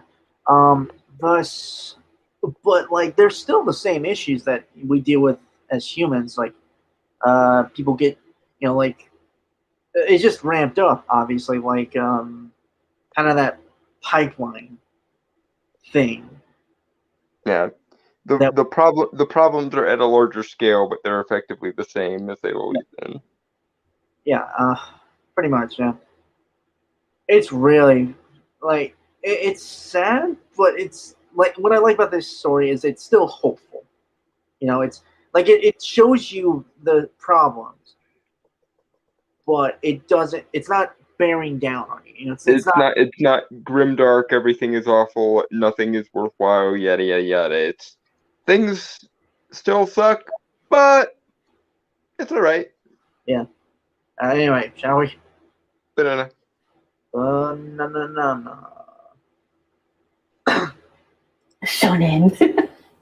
Midoriya is one of the rare humans to be born without a quirk. And as a result, he has been picked on by his childhood friend and, according to my lady person, the best boy, Katsuki Bakugo. Through a series of fortunate acts. Yeah, Katsuki Bakugo is a total fucking ass for most of the series. superiority and inferiority complex mixed together. Uh-huh. Because he was basically told, since he got his quirk, which is explosions, by the way. Yeah. It's a crapshoot what you get. Also genetics and luck and all that shit. Yeah, if you get one at all. I mean, to be fair, his parents had quirks, and those quirks kind of mixed together to make his quirk. Explosion! There's also a thing called quirk marriages, and there's a character that deals with that. It's a whole thing. I don't want to get too much into the world building because it's a lot, and also kind of a lot of fucked up. Mm-hmm. But yeah, total fucking asshole, and kind of has that belief of might makes right, and actually becomes a better character though down the line. Character development. Yay. Which is weird because there was a moment where they kind of solidified his arc recently in the manga, and a lot of people were upset that he changed from being an egotistical, self-entitled little twat to being a genuinely good person. Well, a nice guy at least, or at least admitting his fault, I guess is the best way I can say it. Yay, character development, yay. Like I said, people were upset about that. Guess where? Tumblr? Okay. No. I'll give you a minute. Guess where people were getting upset about a character who is a total narcissistic prick learning not to be a narcissistic prick? It's either Tumblr or forums. Twitter. Yeah, that was probably going to be my third guess. God damn it. How was that not your first? Come on. Because as bad as Twitter might be, Tumblr is worse in regards to fan shit. I will say they have a shipping problem as well. Yeah, I'm aware of the people you mean. The fangirls in the most derogatory term possible. Okay, that's his stuff. I love the gallons of light blue Gatorade and a lot of 2 liters Mountain Dew, and make giant Baja Blast. I don't know what that is. I believe it's a reference, but I don't know directly from where. I feel like it's a reference, but I don't get it. It's like a brand of soda in some anime, but I don't remember which one. Okay, I don't know a lot of anime because I kind of grew up more on Western stuff. Yeah, this is one of the few areas where I think millennials have Zoomers beat. A lot of us grew up on Toonami when the anime translation boom was happening. I remember Toonami. To be honest, I watched a lot of Samurai Jack more often than not. I mean, that's not a bad way of spending your time. And to be fair to you, a lot of my childhood was actually watching older stuff on Boomerang. So I am, as usual, a anachronistically old soul for my age, even by millennial standards. Yeah. Anyway, I don't have anything else to say. Do you? Nope. We can banana. Banana. Accidents. Midoriya manages to get the attention of All Might, who is in a weakened state due to having a very big battle way long ago. And he decides to make Midoriya his protege and give him his quirk, one for all. Stanley once said, "Another definition of a hero is someone who is concerned." Sorry, I had to. Yeah, we have to break this up into 20-second increments because DMCA. Yeah. That's why we say banana. It's a reference to Honey Badger Radio because they basically invented the tactic of shouting banana in between DMCA slits so that it doesn't get DMCA'd or they don't go over time. I believe they first started doing it on the Rant Jerker, but don't quote me. Nelson the Gentleman, Castile actually understood that reference. I feel like that's a reference that I don't get. I believe he might be talking about the brand soda that reference that we didn't get entirely. Yeah, I think there's a anime or manga called Castile where that's a thing. I'm sorry, I'm an uncultured swine here. Like when it comes to anime, I'm not. Yeah. I'll be completely honest. The reason why I like My Hero Academia is because it has superheroes in it. Yeah. But to be also fair to anime, yeah, it's also a great story. So yeah, there's a lot of anime and manga that take off of genre stuff. So if that's your thing, there's plenty to watch. Nelson the Gentleman, Misha Collins, the Angel of Supernaturalitis. Oh, okay, Castiel. You spelled it wrong, by the way. Yeah, that yeah, confused me for a second. So, but yeah, to the credit of Supernatural, to the credit of Supernatural, they actually did quite a lot of their homework in regards to the folklore with stuff like that. For example, Castiel, in terms of angelology, actually does exist, and he actually is, I believe, in one episode of Supernatural, referenced as the Angel of Thursday, which he is in proper folklore. His name literally translates to under the cover of God, which I always found funny for Supernatural's Castiel because he, of course, wears the giant trench coat thing. Okay, so I was really disappointed when The Mandalorian was announced because I thought my friend called it the Mediocrean. Like I get what he's trying to say, but I can't pronounce it. Sorry. I didn't watch any of the trailers or actually read the title of the show. Whenever I click the play, the first episode, I was really confused. Yeah, that happens sometimes with anime. It can be very, very high concept, and that confuses a lot of people. No, that Mandalorian. You said the Mandalorian. Nelson the Gentleman, damn, all the correct spelling. I prostrate myself before my lords and beg forgiveness for my misspelling.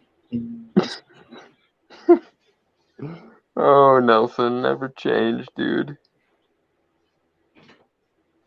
I can certainly say that he is certainly one of your subscribers. He is so far the best subscriber. As your drama.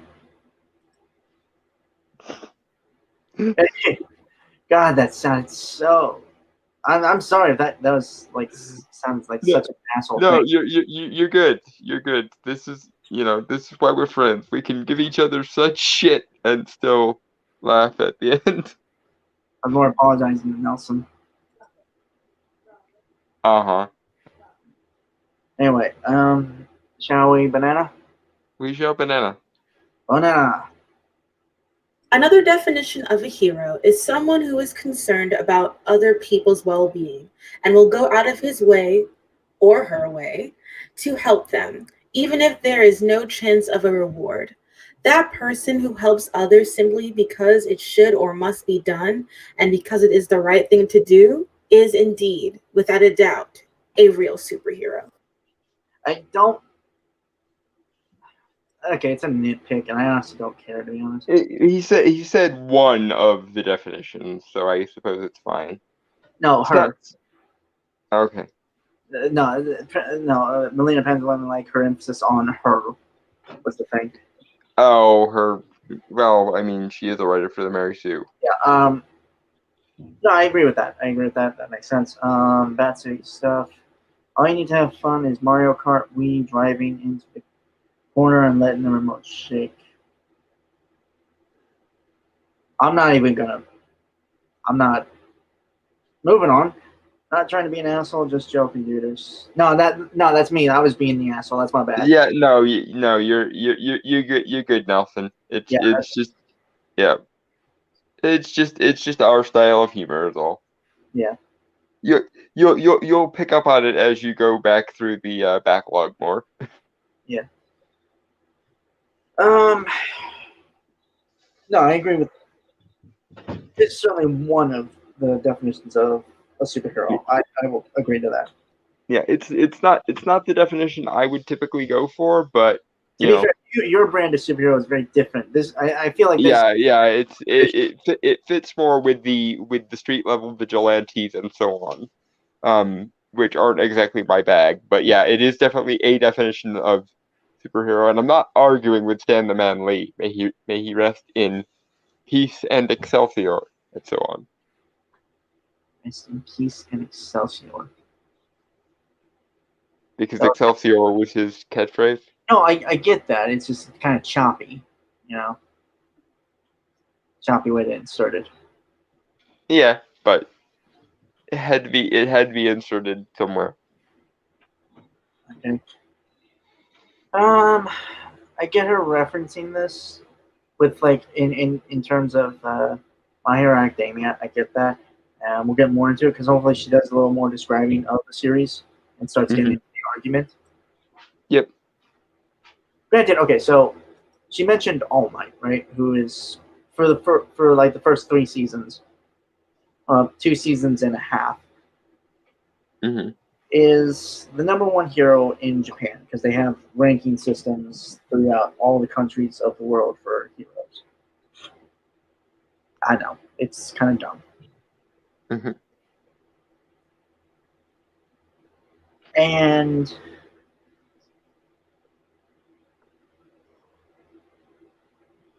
sorry, Betsy stuff. I just now realized how wrong my previous comment sounded. I didn't mean it in a weird, you use it for things sort of way. I meant you don't always have to win to have fun. Okay, yeah, no, I was wondering what. Okay, yeah, it's just like you worded it really weird. So, yeah.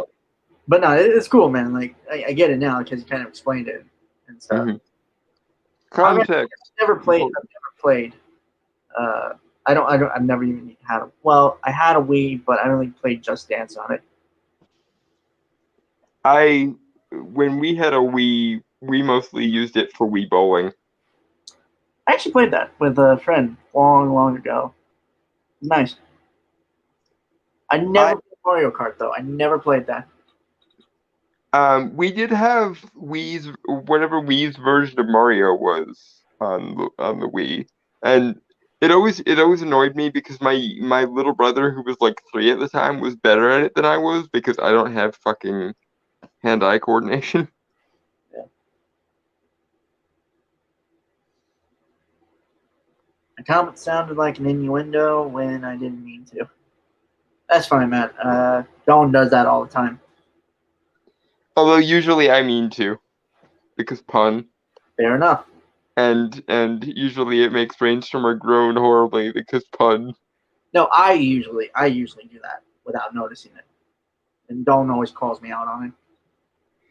Yeah, there's a lot of things that Brainstormer's brain like subconsciously spits out without ever checking with his conscious brain. And I'm just like, oh, did you mean to do this thing? And he's like, no, I didn't even notice. I'm sorry, maybe I'm a little too pure that I don't register the phrasing. Sometimes. Yes, thank you. The floor recognizes once again the gentleman with the unimpeachable moral compass. Anyway, shall we? Yeah, banana. That's my baby Midoriya.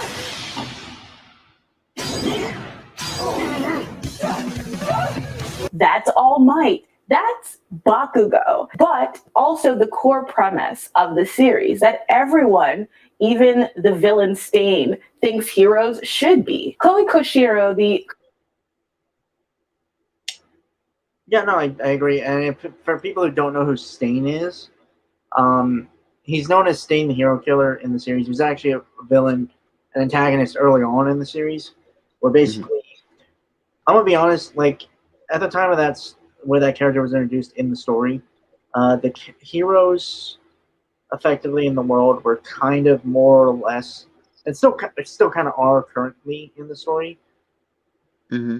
in it for the money and not really for altruism, not for like doing the actual hero work. Mm-hmm. I mean, there are some who do that, obviously, but most were basically just wanting for the celebrity and the money and stuff, because effectively being a hero was like a government job now. Yeah, opportunism gonna opportune, unfortunately. So. Yeah.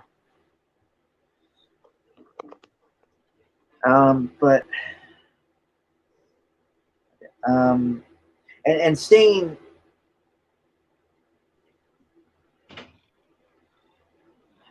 Stain was kind of like the guy who, well, he's called the hero killer because he killed like effectively fake heroes. You know, the only ones that are in it for the celebrity status and stuff like that.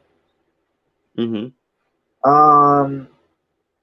That's kind of like his design, like his first design is kind of an homage to like 90s Image comics, from what I remember of like how he's that Horikoshi had mentioned. Mm-hmm. Which is really cool to me. And yeah, like he's like the kind of the first character in the series that kind of brings up this thing and kind of pushes the story in another direction in that case, because up to that point the show was kind of more the series was kind of more of a typical shonen at that time. Like they just got done with a tournament arc and stuff. Mm-hmm. So yeah, it's interesting to me. What like she said, like I get the point, and like yeah, that's kind of what My Hero Academia is about. Is like it's not the kind of theme that the general theme that like the fan base has kind of accepted of the story is like anyone can be a hero. Not everyone can be a hero, but anyone can be a hero. You know. Mm-hmm. A hero can be anyone. Yeah, kind of the Spider-Man thing, and like why he wears like a full body suit so no one sees what he looks like. The great power, great responsibility thing, and that's largely why Stain does what he does. It's because the people who do it purely out of opportunism and greed kind of betray what their job is supposed to be. Granted, there are certain, again, like this is where you get more into the complex moral gray, because again, Stain is like a fanatic. He's insane when it comes to his ideals, you know. Granted, it's kind of like the John Doe from like Seven, like what he says, like you can't just tap someone on the shoulder anymore these days. You have to hit them with a sledgehammer to get their undivided attention. Yeah, I don't agree with that, but I understand that. But it's an understandable conception of like, I can't just mention this to you. I have to literally beat it into your head if need be. Nelson, the gentleman, I could be a hero if I don't wear full body tights and subject the world to that visual horror. Do Iron Man, dude. Built-in physique in the armor. Am I wrong? I mean, no, but I've never actually looked at it that way. That's funny. But yeah, kind of. Granted, like again, when you get into the more like some people take it for the money because you know they're struggling and stuff, and you know again like it's a case by case scenario. But I think again because Stan is such a fanatic, such a psycho when it comes to upholding his beliefs, he doesn't distinguish that. This is what the world should be, and fuck anyone who says otherwise, kind of thing. I mean, he has good intentions. Again, he wants heroes to be heroes, not. Yeah, as usual, the road to evil is so often paved with good intentions. There is no one so dangerous as the person who will commit evil actions in the pursuit of the greater good. Yeah. I will admit you probably wouldn't like My Hero Academia simply because like there's no supernatural stuff to it. Yeah. Unfortunately, it again like it's very much like X-Men kind of. Yeah, and that would be my recommendation to the creator of My Hero Academia. If you want to kind of even out the people with no quirks in relation to the people with quirks, just have the ones with no quirks start practicing magic, or at least some of them, Or tech. or tech. Obviously, my preference would be. I feel like it leans a lot to like kind of a sci-fi route and stuff. Yeah. So that's kind of why I've never really recommended the series for you. I'm willing to talk about it, but it's not my cup of tea because every universe needs magic. God damn it! Don't know about that. That's a discussion for another time. Well, it's my raison d'etre is basically every universe needs magic. God damn it! Well, to me, it kind of depends on the story, Mm-hmm. Or rather, every universe should at least have the forces of magic, even if no one is employing them. That's completely fair, understandable. Get that. Mm-hmm. Anyway, shall we? Yep, banana. Banana. Creator of My Hero Academia has been very candid about the many inspirations that he got for his characters, like from saying that All Might was inspired by Goku from Dragon Ball, and saying that he was a big fan of Spider-Man. And you can see actually a lot of that Peter Parker wide-eye. Yeah, like it's really cool that a Japanese artist is inspired by Western stuff, because often that's never a case. That's never the case, unfortunately, I think. Yeah, honestly, and again, My Hero Academia is the perfect example of why, if the comic book superhero genre is going to survive, we need a Japanese invasion today in the exact same way as we needed a British invasion back in the 80s. Or just really good talent invasion. Hi, how you doing? Well, yeah, but the easiest way to kind of reboot because the problem, as with so many things, is not with the resources of the comic book genre in this day and age. In all honesty, by rights, and this is one of the things that pisses everyone off so much, comic books and superhero comics in particular are more popular now than they've ever been. So if they were being written correctly, we could eclipse the popularity of them back in the 30s and 40s if they were being written correctly. The problem is the approach and the conception of the industry, and the creatives within the industry that is the problem. It's the philosophical worldview and the approach to how these stories are being written or how they are being used.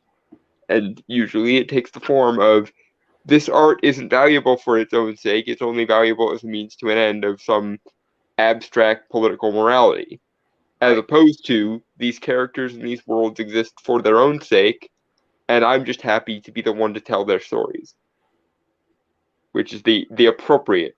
Hi, how you doing? Conception. Yeah. Again. Yeah. Yeah. Speaking of that, dear Marvel and DC, if you guys see this a few years from now, when Brainstormer and I have started releasing our comics for probably the same publication company as Tim Lim and Mark Pellegrini use. If you're wondering why the Lionhearted and Avarice and Paragon Pantheon are titles, I just said the titles, not anything to do with them. But if you're wondering why our books are outselling you, future executives, it's because we don't view art as a means to an end. We view it as an end in itself. You absolute morons. Alright. Bad say stuff. If I was a superhero, my power would be making people less attractive in appearance To elevate people like me and a small handful of others. That's a true hero. I am the hero of the story. I see that sounds more like an anti-hero to me, if anything, or even a villain, because making the world less good, um, making the world less valuable and less worthwhile is always a negative thing. So even though you're doing it for humanitarian reasons, I would much prefer somebody with the power to make less attractive people more attractive than I would somebody who has the power to make attractive people less attractive. You know what I mean? It's the wrong way around. You shouldn't be trying to tear people down. You should be trying to raise the people up that need to be raised up. Alright. Okay. So,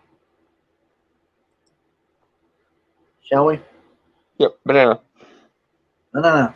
Idealism, norminess stuff in Midoriya, aka Deku, aka my baby boy. All Might is so Superman in his design. I mean, if you put him next to Homelander and Superman, you can see they're all going for the same aesthetic, the same supermanness. But unlike with Homelander, Yeah, again, she's not wrong. Banana. No, yeah. I don't have anything to say. Yeah, but no.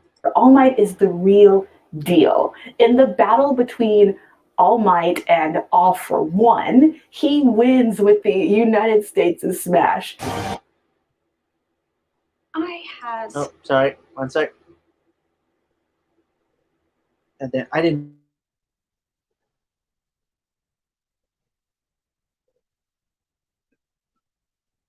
What happened? Okay, I'm assuming Brainstormer had to step away.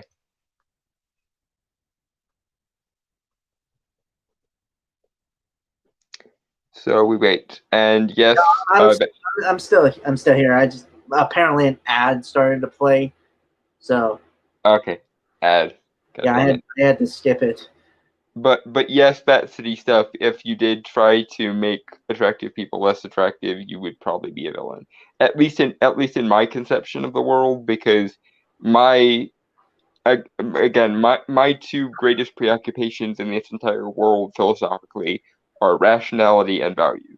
So if anything, my advice to you, if you ever do get superpowers, would be try to raise the overall value of the world up rather than tearing what little value there is in the world down. Because that is exactly how we got into this mess in the first place, was with this deconstructionalist shit. This idea that there is no objective or intersubjective value to the world, it's all just on a whim. And therefore we can make it whatever we want. We good? Yeah. Okay. Banana. Yep, banana. The United States' smash.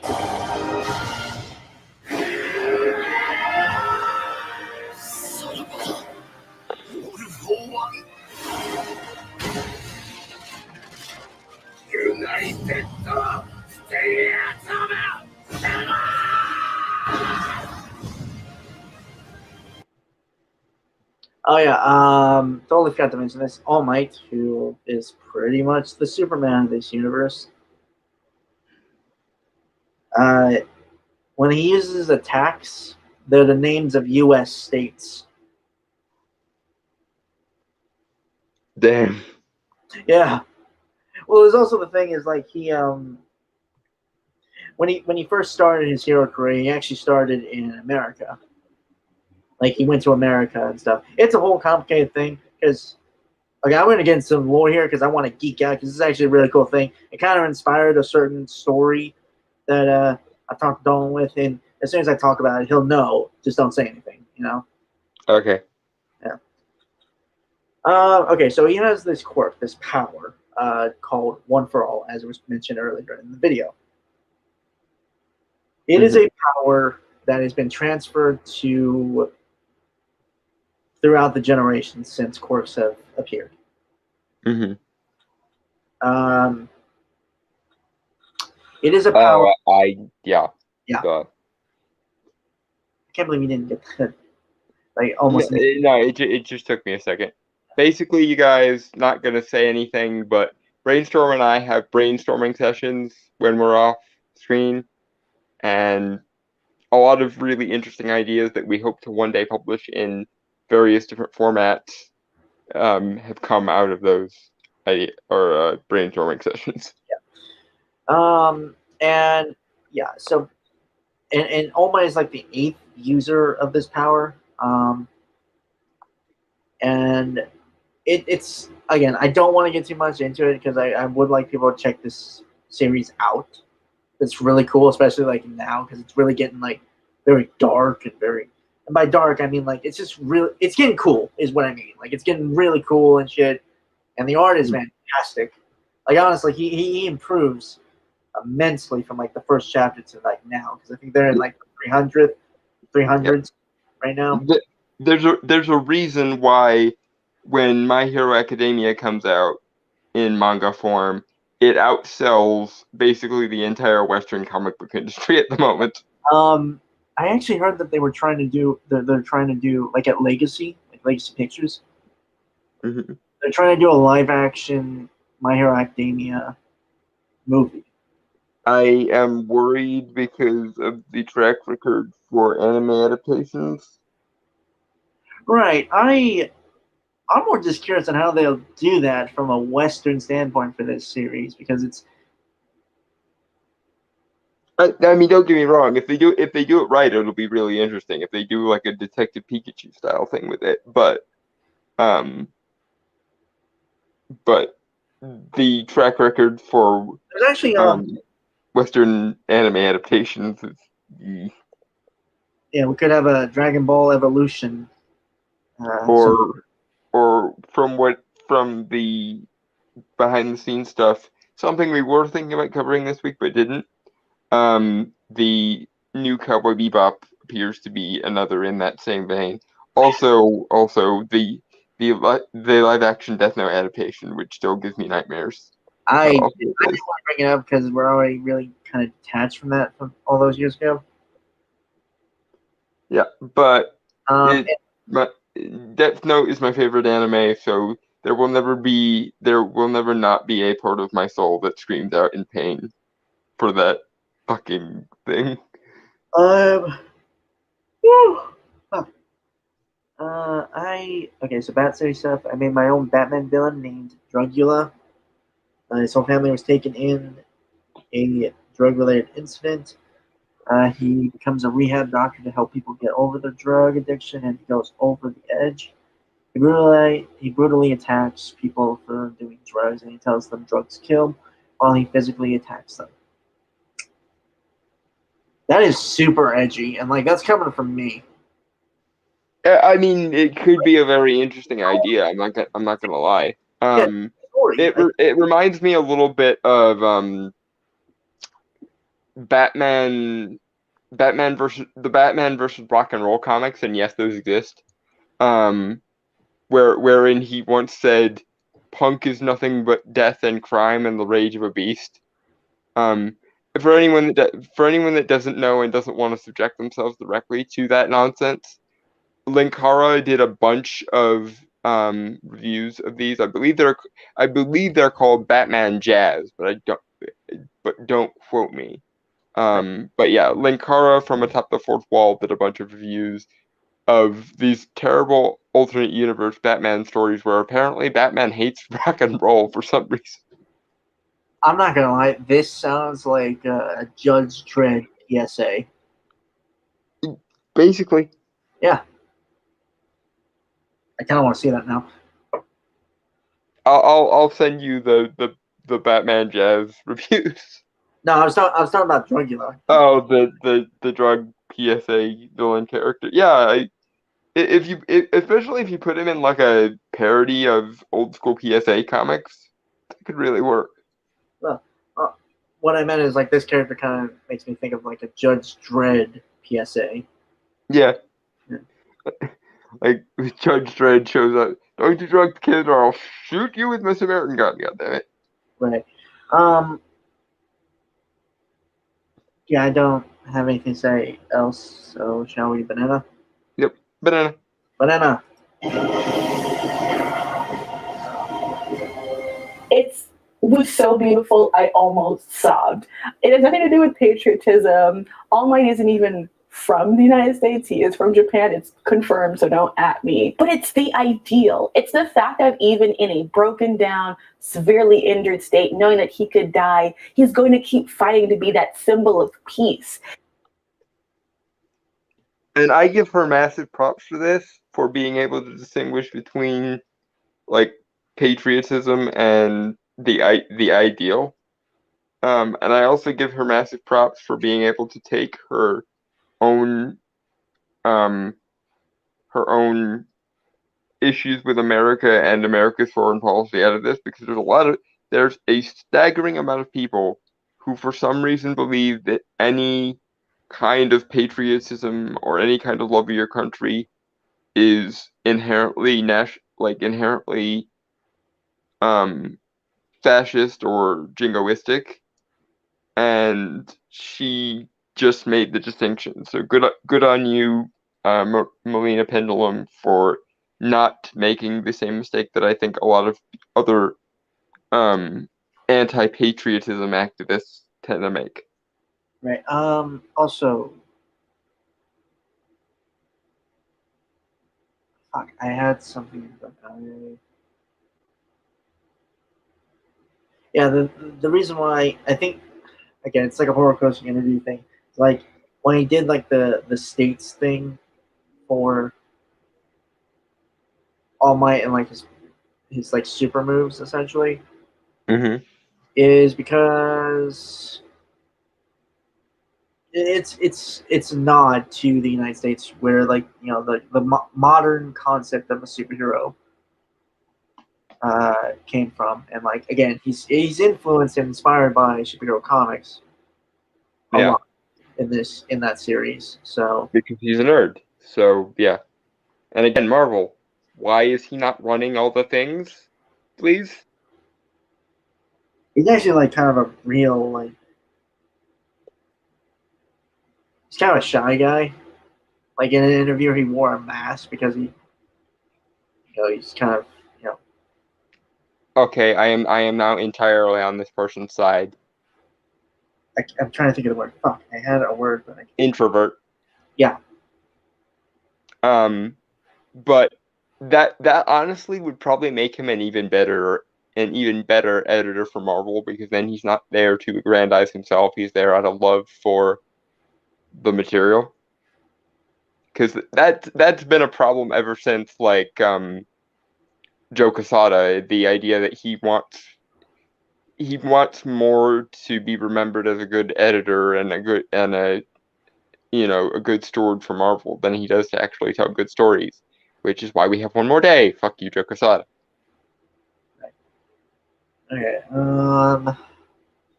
That's his stuff. He's basically an anti-drug PSA, but a psychopath that takes his methods too far. Nelson the Gentleman. I watched Dread 2012 with the lady last night. She's never seen it before and loved it. Great success. High five. That's his stuff. Batman tells him that he's messed up and stop hurting people. Just catching up on comments. Anyway, yeah, what's funny is like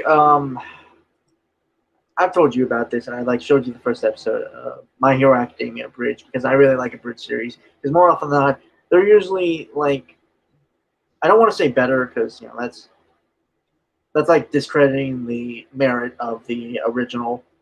Yeah, which it is not, but what I meant to, is it's usually, honestly, I could say it could work on as its own show. With most bridge series I've seen. Yeah, which is the awesome thing about a lot of really good abridged series, is they take the same material and they make something completely new and interesting, and oftentimes a little bit more compelling out of it. Like with DBZ Abridged, most of the characters are more well-rounded and more human in DBZ Abridged, because they're allowed to like have organic reactions and swear and shit. But they're also all the same as they ever were, with the exception of maybe like Mr. Poplo. But all the main characters are still recognizable as themselves, even if they are different. Like Vegeta is still Vegeta, Goku is still Goku, Tien is still Tien, and on we go. What was I? Right, and like one of their things, like it's the scene we just saw with the United States of Smash, but they made it the worldwide Smash, which in that in like setup and everything is like when you watch the whole series and then watch that moment, it's really fucking cool, just as much as it is with that moment of the United States of Smash. Mm. Personally, I kind of like the abridged version a little more, just because worldwide Smash I think sounds kind of cooler to me than United States of Smash. But you know, that's more semantics than anything. Yeah. I have to say I kind of like the idea of the United States of Smash more, especially because he's not from America, but he is a fanboy of American values. I don't think that's his stuff. I watched 1990s Ninja Turtles abridged. There's a 1990s Ninja Turtles abridged, and Batman Assault on Arkham abridged, and they were weird. I think I know which one you're talking about, but the Assault on Arkham. Yeah. Do you mean the 80s Ninja Turtle series? Because I didn't think there was one in the 90s. I There knew were, there was one. Knew there was one in the 80s, and I knew there's one from like 2005, which is no good. I mean, there were live action stuff in the 90s, Oh yeah, the movies, yeah. and also live action series. It's kind of bad. Ew, I didn't realize that was a thing. It sounds awful. But They didn't the bridge live action where they dubbed over everyone. Okay, yeah, I was right. okay. I might have to check this out. I'm kind of terrified though. Bit yes, but banana for the love of God. Banana. That inspires his greatest rival, Endeavor, to do the same thing. Endeavor's fight at the end of season 4 was phenomenal because it broke down what makes All Might in this universe important and what makes Superman so important by extension. That symbol of Sorry. Yep, let her finish. Banana. 1 second. Let me push it back a few seconds. of what makes All Might in this universe important and what makes Superman so important by extension. That symbol of hope, of peace, is meant to inspire others. That's why that scene in Spider-Man 2 where everyone helps Spider-Man is so effective. He inspires people to be brave. He's just a kid. You know, if that scene had Tom Holland, that dialogue would have made more sense, to be honest. Well, but let's be fair. Even though Tobey Maguire was older, he still had a very like innocent and youthful look to him. So and even though he's a lot more built than he was at the start of Spider-Man 1, he still does kind of a skinny kid-like figure. Yeah, fair enough. I'm not just making a joke. Okay. But I would love to see a scene like this with Tom Holland. It would make a lot of It also helped in establishing and endearing the character to me. But you know, that's whatever. Which is necessary because Brainstormer is a Spider-Man fanboy that hates the current run of Spider-Man. And believe me, I get it because Lord knows what they're doing to my boy is I wouldn't say not quite as bad, but still. I wouldn't say fanboy. So I'm not that girl with like the giant Teenage Mutant Ninja Turtle collection and wearing the Mikey like No. that. Oh, Like honestly, I respect that, but I'm not that obsessive. Like I would like to say I'm not that obsessive, but I think I might be. I'm just better at it than she is. Like better at handling it. Because I mean, I do own like a $600 Dream of the Endless Sandman 10th anniversary statue, so there's that. Nelson the Gentleman, have you guys seen the 49-minute video of Teenage Mutant Inward with that A on the end? Turtles on YouTube with some black guys dubbed gangster voices on I YouTube. really don't want to know. I'm kind of curious, but also I'm scared. I mean, I'm sure we'll laugh like crazy, but Like, this is one of those things that I feel like we would start by laughing, and by the end we would be like asking each other to hold ourselves. Like, hold me. and granted, Don's the only white guy here. Well, in the stream, I mean, I don't know about you guys, like Bat City and Nelson.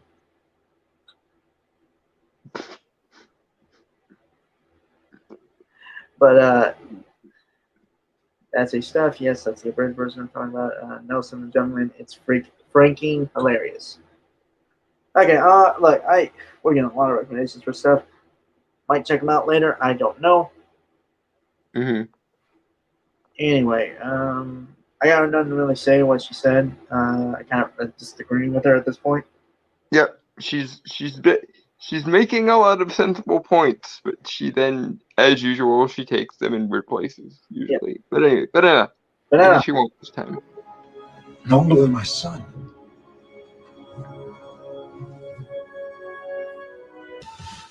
It's all right.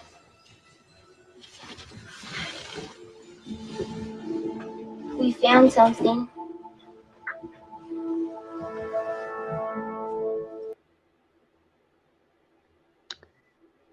You know, but yeah, between this scene in the second one and the you mess with one of us, you mess with all of us scene from the first one. God damn, I love just how like optimistic but not naive the Spider-Man movies are in regards to when people join together. Nelson the Gentleman. I'm very white, like a ghost. That's a stuff. I think I'm white, but I don't know. Oh, great! I'm the minority here. God damn it! It's just like high school now. I was actually one of the majorities there. It was the white people who were. Yeah, because you went to one of those inner city school things. Yeah. I act white though. No offense to anyone here, by the way. No offense. Yeah, a bit.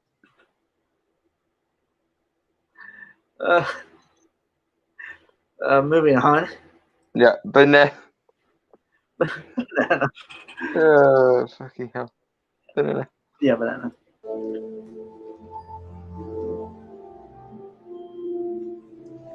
We won't tell nobody. It's not just about creating fawning fans.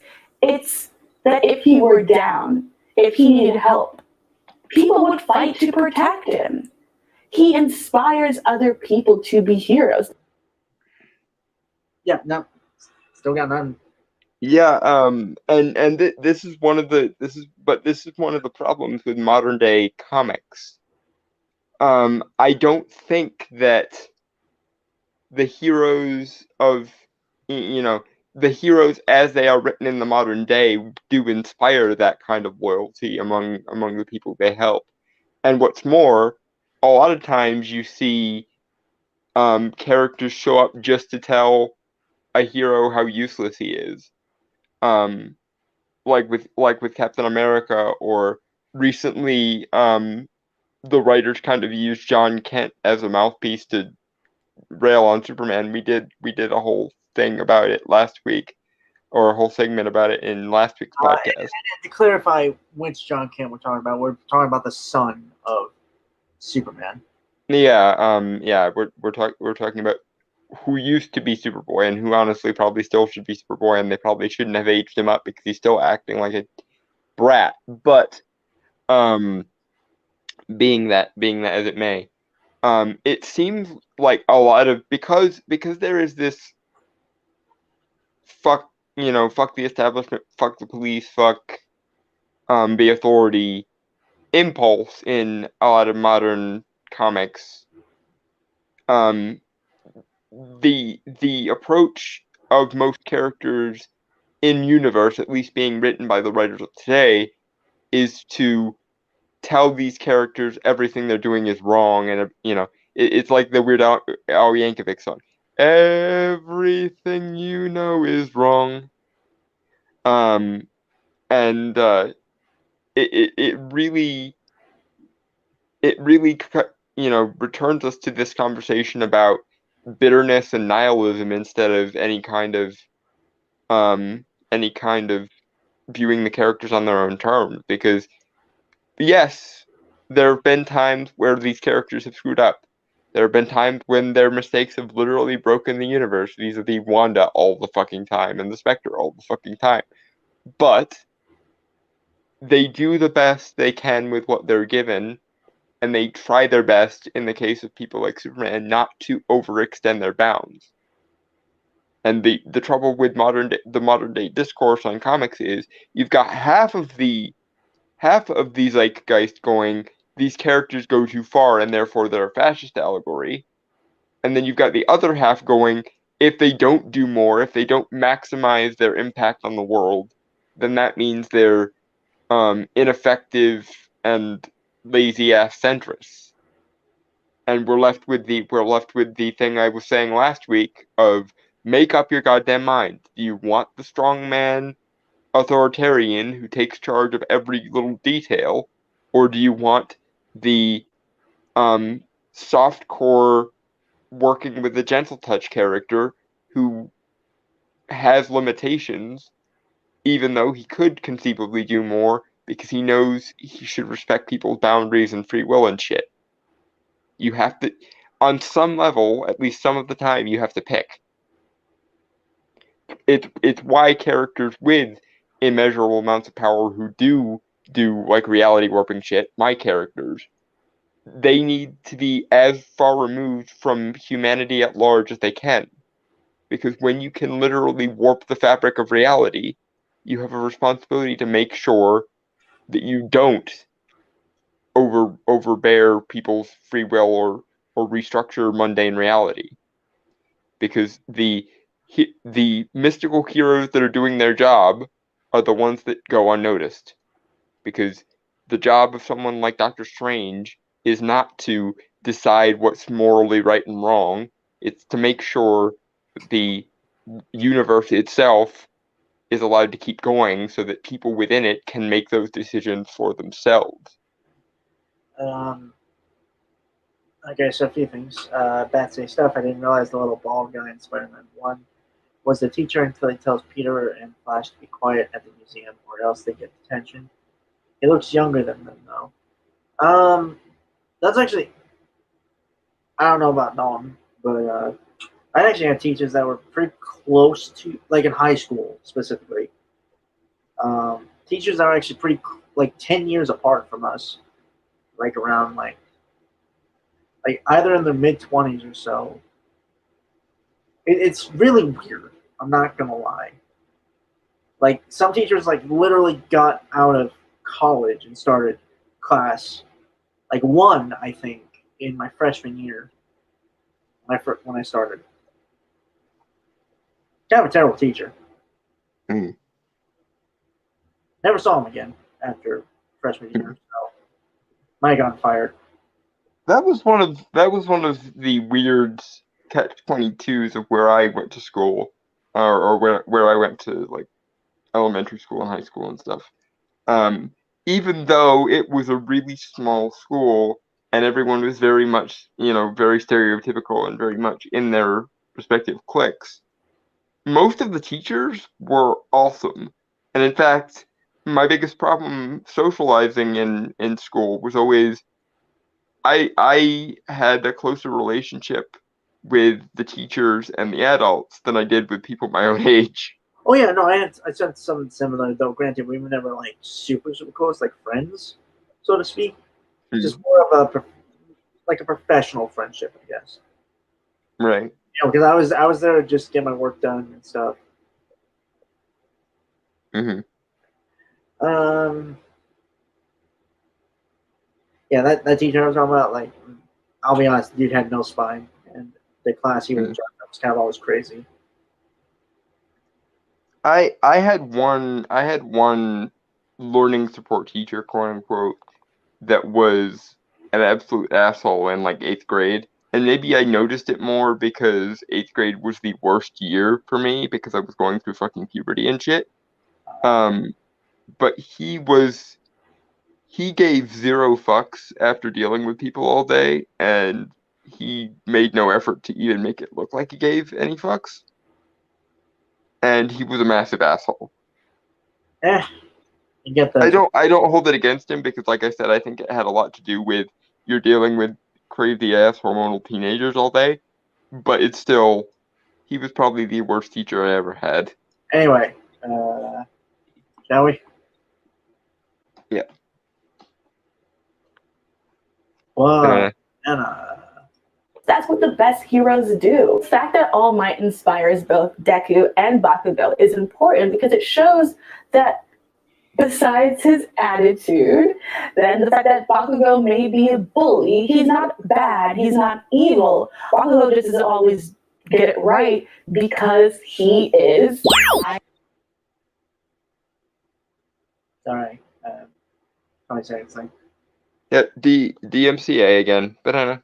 am legally unable to say anything negative about Bakugo because Bakugo is a perfect angel, and Princess knows if she says anything bad about Bakugo, she's Canceled. but he is still a hero in his own way. Characters being too good has been a criticism for a long time. yeah, again, Bakugo, because I'm not constricted to this. Holy shit, I am older than Bat City. God damn it. I just hopped back into, like, because I was, like, on the video tab. Uh-huh. Bat City stuff. I'm 20, about to turn 21. I'm a baby in y'all's eyes. Most of the people I have crushes on are 10 years older than me, and I don't know how to approach them. God damn it. I'm 26 and Brainstormer is 21. I'm gonna be 22 later this year. God damn it! I'm used to being the young guy. Fucking room. God damn it! Well, to be fair, you still are. I mean, there's only like 1 year's difference between you and Bat City, so it's weird because you're both still like 5 years younger than me, so yeah. Fair enough. Yeah, I got right. Yeah, Bakugo, Katsuki Bakugo. Asshole. Yeah, because again, like, he was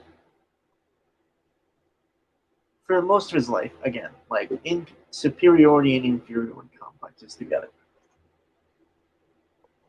Because of his quirk, which is very flashy, very physical, because the society at the time, again, why the fuck do I sound like Joker when I say that? We live in a society. I mean, it kind of is true in the case of My Hero Academia. Katsuki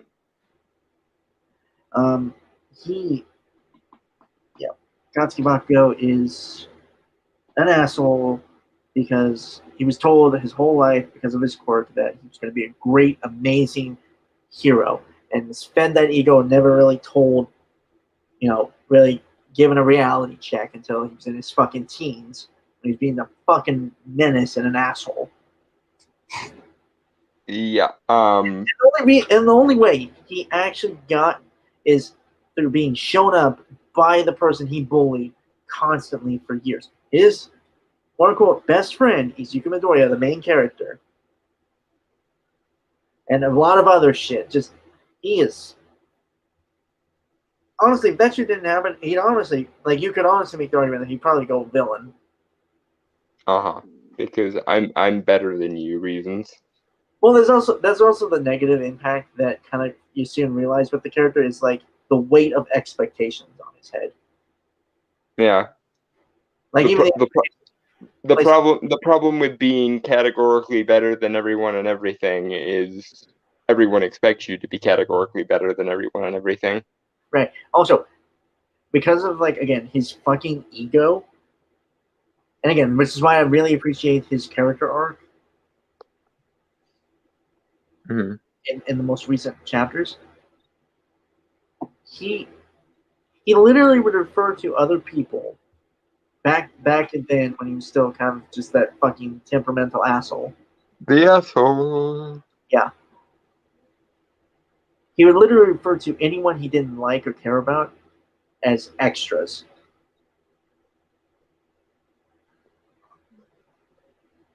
Well, shit. That's how much he thought of himself superior, as a superior.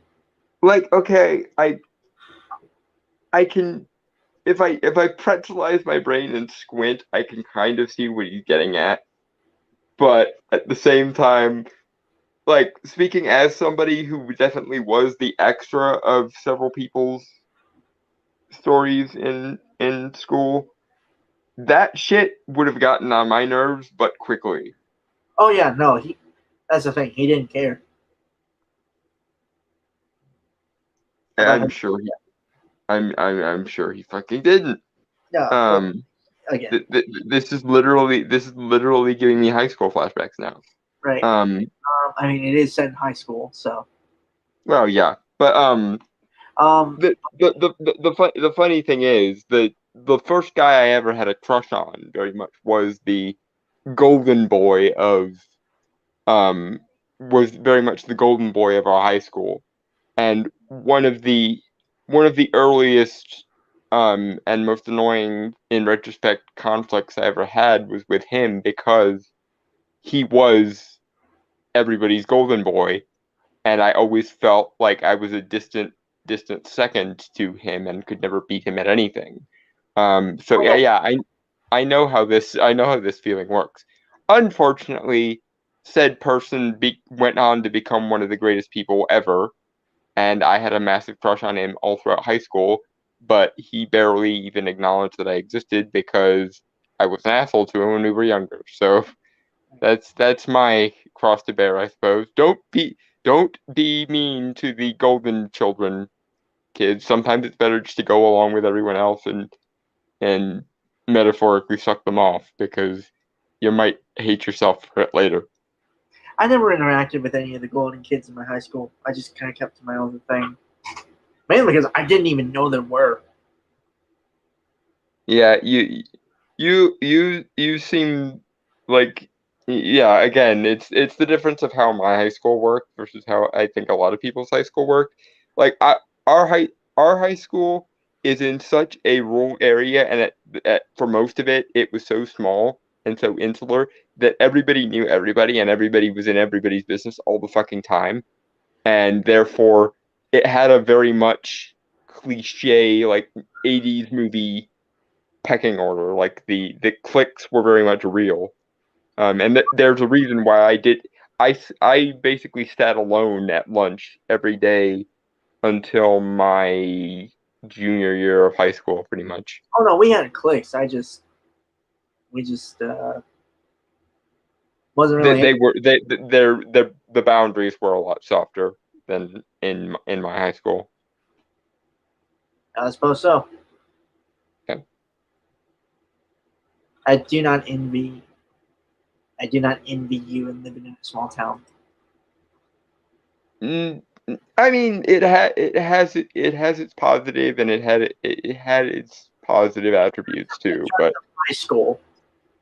Yeah, but yeah, high school was a son of a bitch until I finally, in my senior year, kind of decided to just go fuck it. I'm gonna be who I am, and everyone else can go fuck themselves. Yeah, And ironically, that was when life started turning around for me. Unfortunately, it was also my senior year, so I made, it was too little, too late. I just did my own thing, man. Anyway, about 8 minutes left, I think. Okay, banana. Banana. Myself even fall into at times. But the older I get, the warier I get. The more I realize that mentality is taught. We are taught to be mistrustful of kindness and affection and the people who show us their true selves to be good. Because so often goodness is wrapped up in manipulation. I guess I kind of agree. Like, I get it, but also, like, I get where she's coming from, but at this point, I just feel bad for her and again, I can kind of offer my 2 cents on this too, because this was my biggest problem in school, was because I was the crippled kid. Everyone was generically very surface level, very superficially, quote unquote, nice to me, and therefore I didn't trust anyone, and I had a lot of contempt for a lot of people, because most of the time, if you're disabled, the superficial niceness that people give you is out of pity and thinking that you're somehow inferior or basically, for lack of a better word, a lot of people assumed that because I was physically disabled, I also had some kind of mental issue. And that made me hate a lot of people's guts when they would try to be quote unquote nice to me.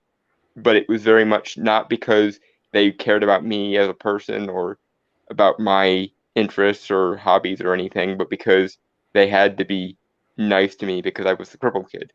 And I get that sense of distrust of, like, if everyone is being superficially nice to you and everyone is blowing smoke up your ass with the, plastic smile, then you can't trust anybody. I get that. But at the same time,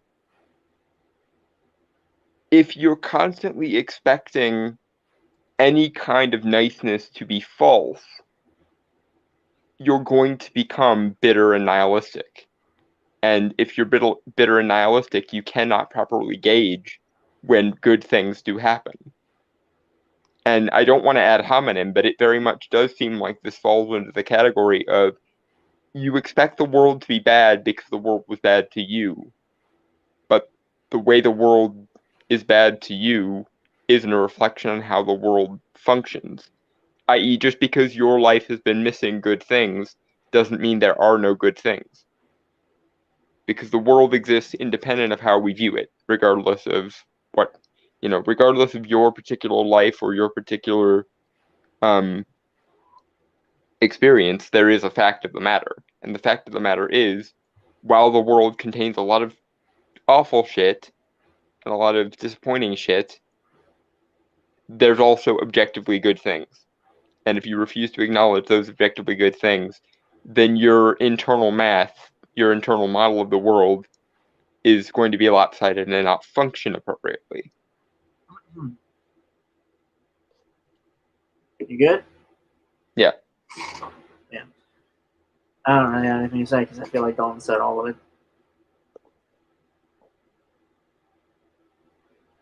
it. Well, he probably said it better than I could have, honestly. Well, it's odd that this live stream has turned into me telling a lot of personal stories. Like, the last 2 points were started with me explaining a personal story. Fuck. No, I got nothing. Yep. Yep. We can move on. Banana. Wolf in sheep's clothing. It's nice is different than good. And it doesn't help when that kind of twist is played up. As I ate up both The Boys and My Hero Academia literally back to back, I was building these comparisons in my head because my relationship with the superhero genre keeps getting more and more complicated. Sorry. I genuinely can't falter for that, because that's exactly how my brain works. When I watch stuff, I'm always drawing connections and deconstructing philosophical shit from things, because that's just how my brain works. I have philosophical and logical OCD. So there's that. And based on the fact that she, from last time we learned that she has a philosophy background, I'm right there with you, sister. This is what philosophy does to you in college. Mm-hmm. No, I got none. Like, I agree. Like, as I've gotten older, my relationship to it. I mean, like, it's not overly complicated thing as she implied with her relationship with superheroes. Hmm.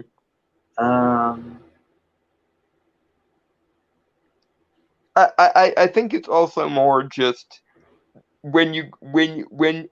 as you understand more, as you discover more ways to look at things, if you look back at things that you once thought were simple, you're going to notice more complexity than you probably noticed the first time, especially when that stuff is stuff from your childhood. Yeah. Nelson the Gentleman. Nothing wrong with us to get. Nothing wrong with letting us get to know you, Dalton. No, I know, and a large part of me kind of figuring out where I was and who I was figuring out the difference between the people that did plaster on the plastic smile, just to be quote unquote nice, and the people who actually meant to, that were, for lack of a better word, actually nice. Or to use Princess Week's example here, I learned to differentiate between the people who were being nice and the people that were good for me. Uh-huh. And honestly, I wish I had figured it out a little bit sooner, because it would have made my life much easier. But I'm glad that I did finally figure it out, because I've noticed that a lot of times, people that other people would write off are people that I really connect to, and I wouldn't trade a single friendship that I've made since that figuring that out for anything. I'm really, really grateful that I've found people that care about me for me, and that I can actually trust not to stab me in the back or belittle me like so many other people have in my past. Hi, how you doing? Yeah. I was literally setting it up for you. I was waiting, wondering when you would finally pick up on it. Anyway, banana. Yeah, banana. We're looking to superhero media to do so much and to be so much that it becomes this, that it's been put into this important place of representation. And honestly, that makes it have so many more stakes. That's why we're discussing so much about who's funding these movies, the politics of the people who are bringing. Okay.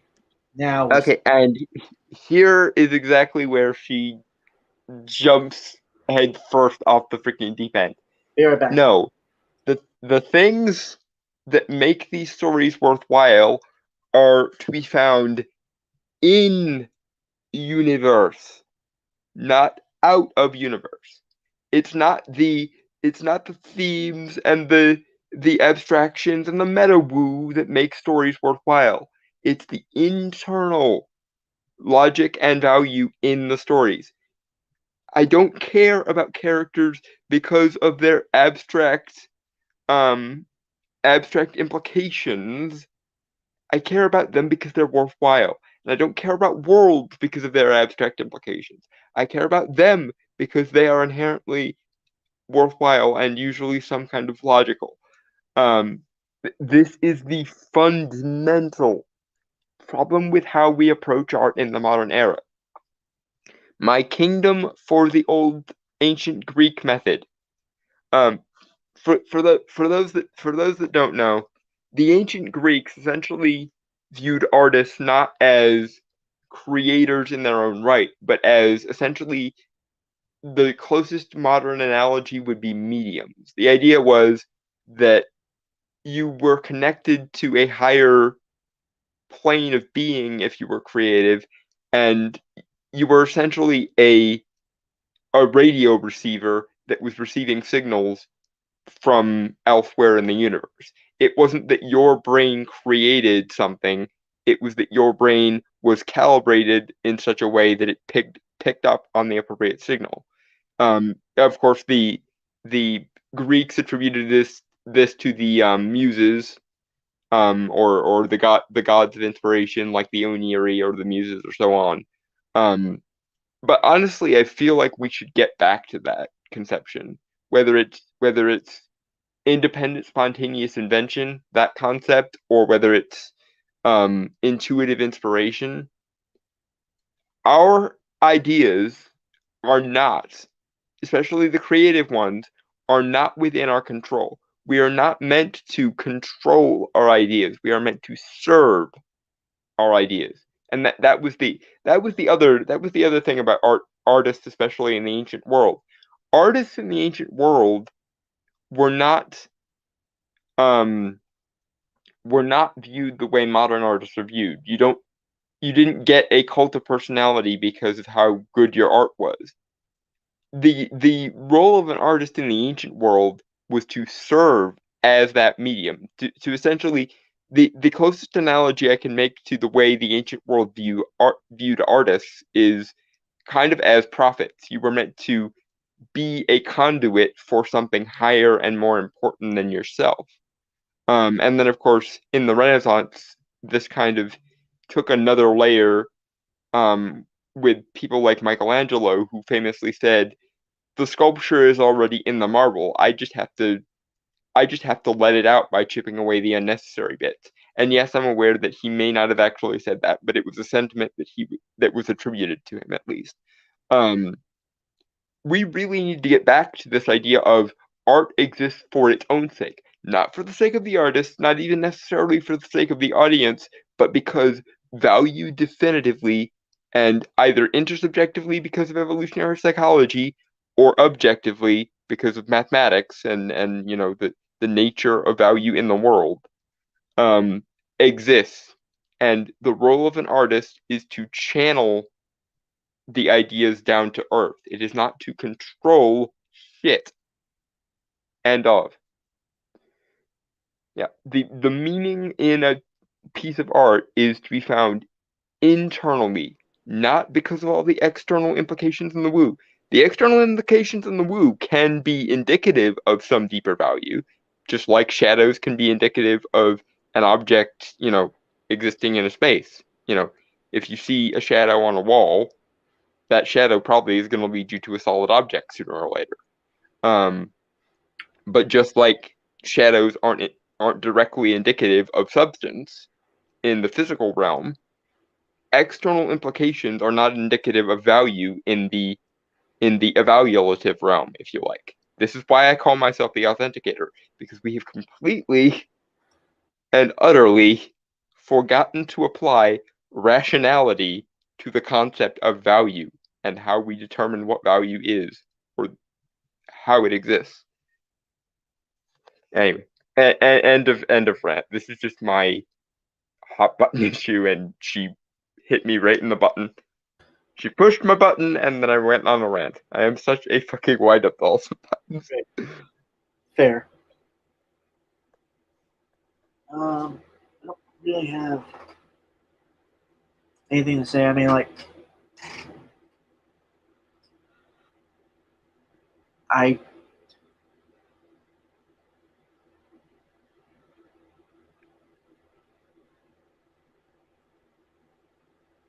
Don pretty much took care of everything for that. I don't really have anything to add. Well, I mean, this is basically this is why I started making YouTube videos in the first place, was this whole shit. So, it's she walked right into my wheelhouse. Oh.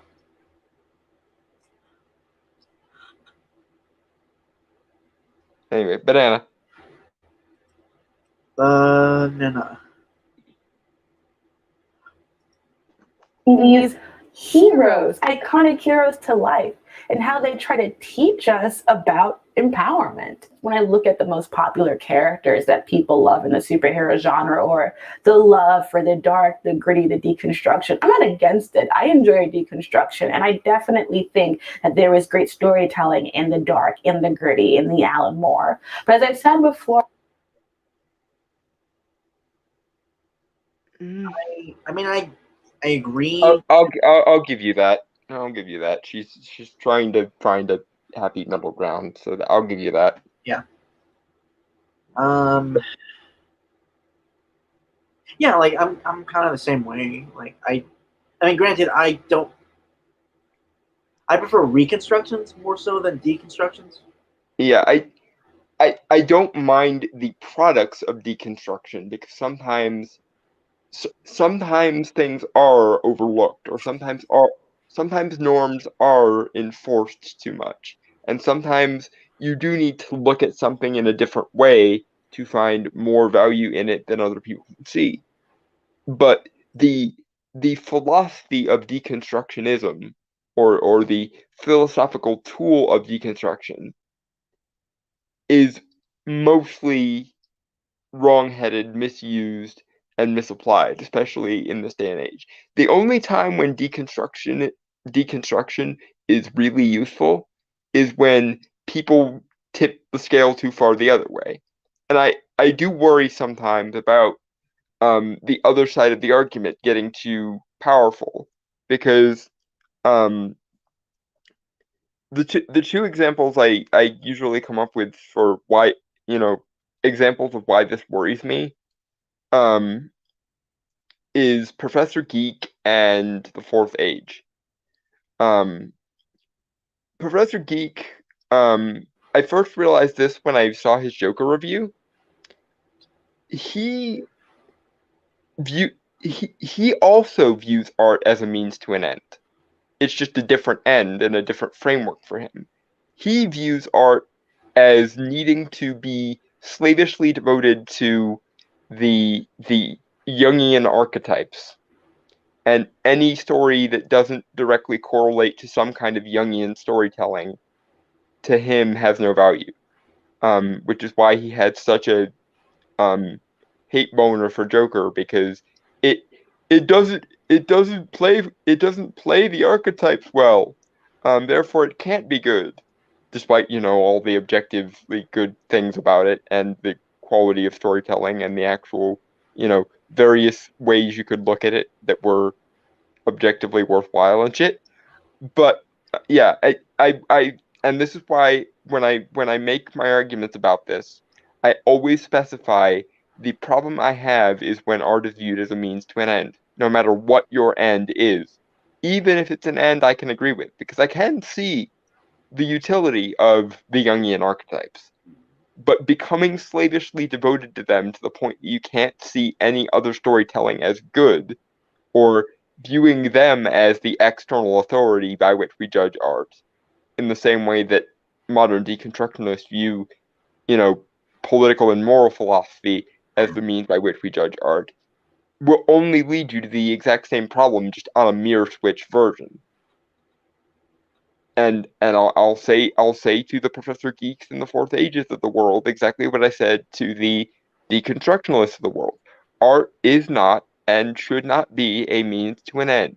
It shouldn't be, well, does this serve my archetypes, any more than it should be, does this subvert my archetypes? Because that's basically the argument we're dancing on the precipice of here. You've got one side, the academia side, the deconstructionalist side, going, the only value of art is to subvert norms and archetypes. And then you've got the other side going, the Professor Geekses and the Fourth Ages, going, the only value of art should be to serve fundamental archetypes. And meanwhile, Brainstormer and I are sitting in the middle here going, why don't we just treat them like individually valid worlds with individually valid beings in them that, like, have lives and functions of their own and are worthwhile for their own sake on their own terms? Question mark? Okay, I shouldn't have had that second piece of pizza. Yeah. The whole dichotomy here is wrong. It's not that I have anything against Jungian archetypalism, or that I have anything necessarily against playing against type occasionally and playing against norms occasionally. I think there's some value there, but the idea that art is a means to an end at all is something I take issue with. Art, like anything else and everything else, is valuable for its own sake, and any external any external value or external implications are secondary to the internal diegetic stuff. So fuck your Carl Jung and fuck your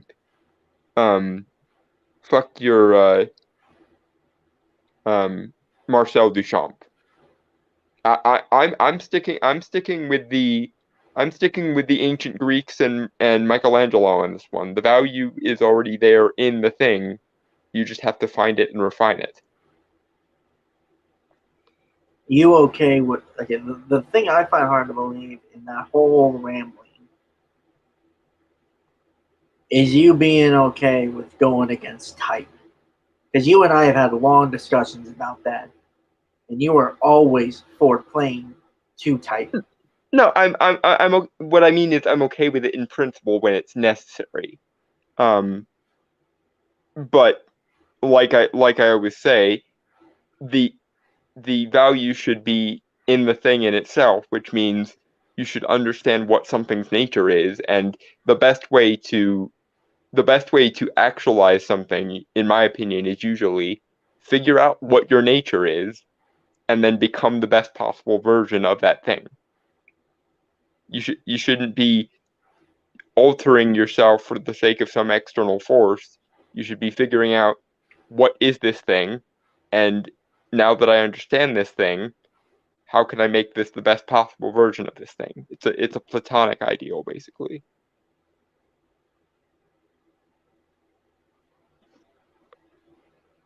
So yeah, when I pitch like fan casts of actors that play against type, because I think they do well in playing against their type, you are always fucking against it though. That's Yeah, because quite frankly, yeah, I feel like we've overindulged in the playing against type mold so long that we've forgotten how to actually embrace things for what they are.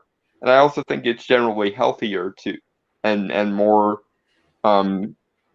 logically valid to embrace what you are rather than attempting to reshape yourself to be what you're not. that is a discussion for another time. We have a Yeah. video to finish. Yep, banana. Banana. In the gritty, in the Alan Moore. But as I've said before, and I say it 1,000 times, comics, superheroes are not just about making everyone into a shitburger. Sometimes it's about the goodness, and sometimes goodness matters. But yet, at the same time, so often I see that the sweetness, the goodness, the kindness often doesn't hit the same for some people. And at first I thought, when I was working on this, that the conclusion would be that maybe we just believe that fascism. I agree with most of her statement there. And also I think what she's getting at, or what she's about to get at, is we now live, to paraphrase Joker, although let's be clear, George Costanza from Seinfeld did it first. We now live in a society, in a culture, in a zeitgeist where it's considered more intellectually defensible to be cynical, nihilistic, absurdist, and all the rest. There's this assumption that if you believe in any sort of non-subjective value at all, you're being either naive or stupid. And once again, it's because of this false dichotomy bullshit of everything needs to be a means to an end rather than an end in itself. And that's why I fight so hard against that mentality, because I don't believe that nihilism is the most intellectually defensible position. Not saying intellectual people can't hold it, or there aren't reasons to hold it, just like there are reasons to hold every philosophy for people that hold them. But the assumption that we already have this settled, this idea that we've determined objectively that there is no value to the universe, and anyone who thinks there is value to the universe is naive or stupid, is a fucking problem. And I think we need to get over this everything is subjective yay impulse, because if you don't have some unassailable definitions or unassailable meaning to apply to things, then it will inevitably spiral into nihilism, because if you believe that everything is random and arbitrary, then essentially the entire universe is one giant crapshoot waiting to explode. Whereas if you hold that it's rational and mechanical in some sense, then actual coherent meaning can be obtained over the thing or from the thing. And I insist that we at least attempt to counterbalance this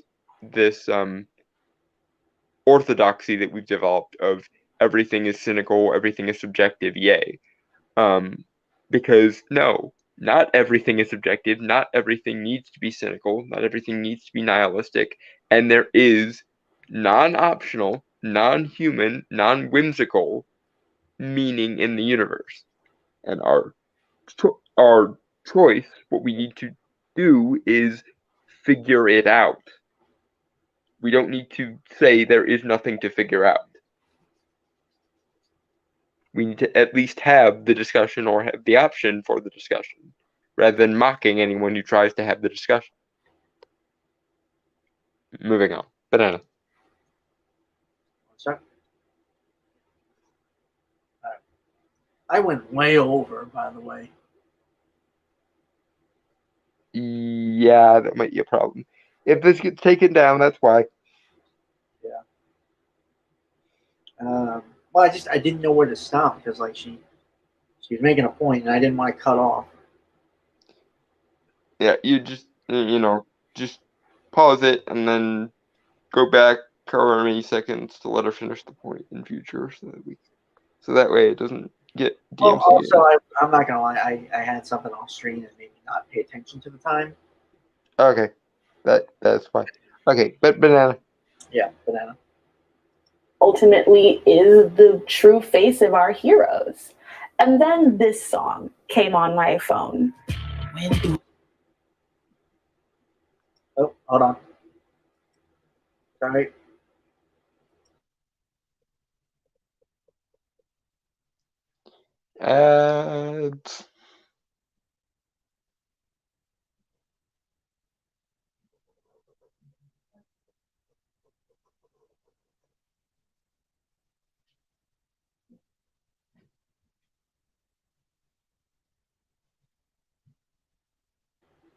Okay. Nelson.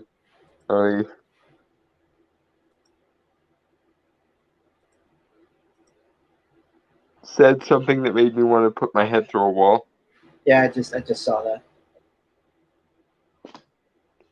that. I know you're joking, Nelson, but the very idea that someone can put those words into that sentence structure bothers me.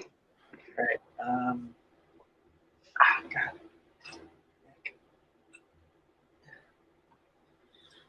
I need to get a new bed. Oh, are you still on the freaking spring stabbing one? It's not the springs, it's lumpy now. Which probably is the springs, so. Yeah. Anyway, Lana? Banana. True face of our heroes. And then this song came on my phone. When do I know I'm Spider-Man? You won't. That's all it is, Miles. A leap of faith. Cynicism isn't the default. Hope and optimism. Okay, I have a few things to say because they brought up Spider-Verse, right? Mm-hmm. It's not even that I'm I am a fan of Spider-Verse. Like, I think it's a pretty cool movie. Mm-hmm. And there's a video that I watched that discussed it with like Phil Lord and Chris Miller as well. Describing something called a meta-modernism, and I'm going to look up that definition because I don't want to mess it up. But the thing with like, the thing with Spider-Man Into the Spider-Verse Mm-hmm. movie is sorry.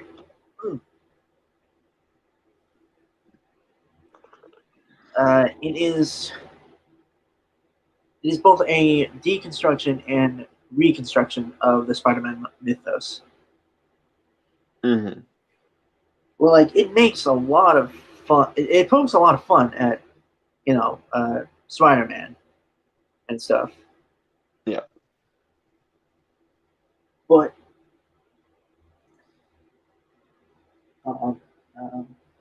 yeah, it makes a lot of fun. It pokes fun at itself while also telling a compelling and genuine story. Yeah, but this is the thing that frustrates me about this conversation. A lot of especially professional critics, when you say I don't like deconstructionalism or I don't like postmodernism, um, will say, "Oh, so you want everything to constantly be self-serious and um, have no self-awareness, because that's what self-awareness is, what postmodernism is." And first of all, philosophically, no. I've read the Frankfurt School documents. I know what the original discoverers of the philosophy of postmodernism meant when they said it. By the way, fuck you. But also, um, you can be self-aware and self-depreciating without ever deferring to deconstructionism.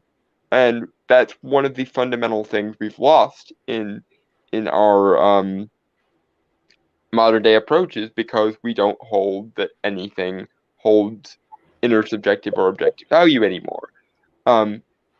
How Socrates' whole thing was about self-awareness. His whole the entire original premise of Greek philosophy for the lion's share of it was know thyself, which means self-knowledge and self-awareness. I absolutely detest this dichotomy of you can either have something be self-aware or it has to be like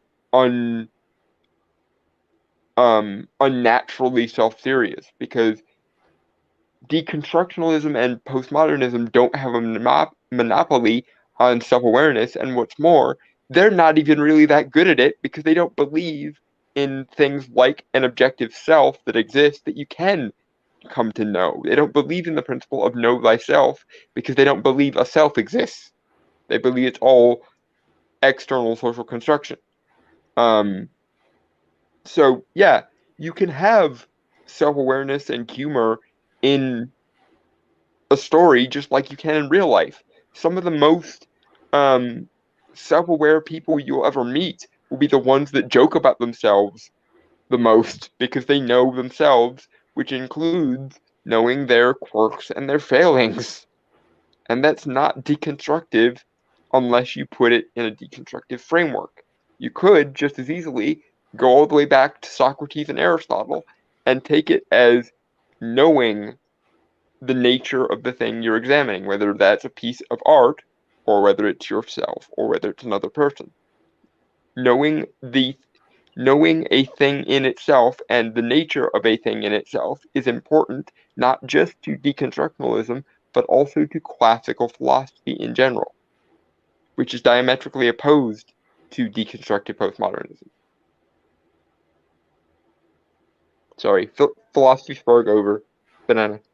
Right. No, it's like again, like it's kind of like again, and I'm not trying to like self-aggrandize myself because I'm not really about that, and also don't contest. I have a very low opinion of myself in certain aspects. To the point that I often have to metaphorically slap him and tell him how awesome he is. Right. But what I'm getting at is when I write something, more often than not, I'm being genuine. You know, I give it heart and stuff.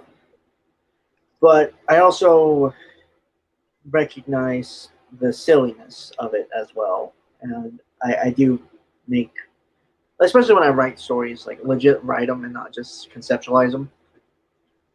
Mm-hmm. you know, it's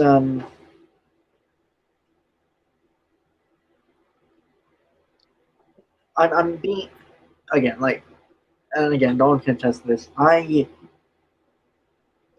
take it very seriously when I write, but I'm also like willing to have fun with it, you know. Yeah, and why shouldn't you? Because in relation to what we were talking about earlier, don't know if you academic fucks realize this or not, but reality sometimes includes people telling jokes and people being funny and people being able to laugh at themselves. Yeah.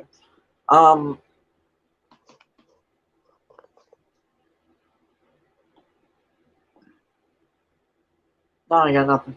I got nothing. Yeah. Oh. Actually, Nelson, the gentleman, said postmodern deconstructionism is like diarrhea. It's messy and it gets everywhere. And then he said, I just talked to Socrates in this game. He asked why a lot. That somewhat doesn't surprise me. I hope it's a little bit more complex than that, and you're just being cheeky and simplifying it. Because I feel like a lot of people don't get Socrates, and I know that made me sound arrogant as fuck just now. But it really feels like people read Socrates a lot, but they don't actually internalize or take into consideration what he's actually trying to say when he says things. Or rather, I guess, what Plato was trying to say on his behalf, because most of what we know of Socrates actually comes from Plato, because Plato bothered to write shit down. The Athenians rockin' blue and the Spartans rockin' red were kind of like the Bloods and the Crips. Okay? I mean, you're not too far off, if I'm entirely honest. It's a little bit more complex than that, because the Athenians were very much nerds, and the Spartans were some of history's first jock soldier types. So there's that. I mean, the Spartans literally threw babies that they found to be defective off of cliffs. So they were very much the might makes right sort of people.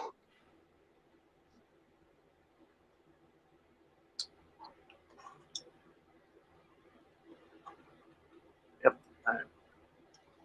Shall we? Yep, banana. Banana. Do and can win. People do want heroes who are good. We want them to be human. We want them to be human. That doesn't mean they have to be a dick. It can be a kid who gets bitten by a radioactive spider. Suddenly, he has powers and a little bit of a chip on their shoulder. And now they have to figure out all of that. I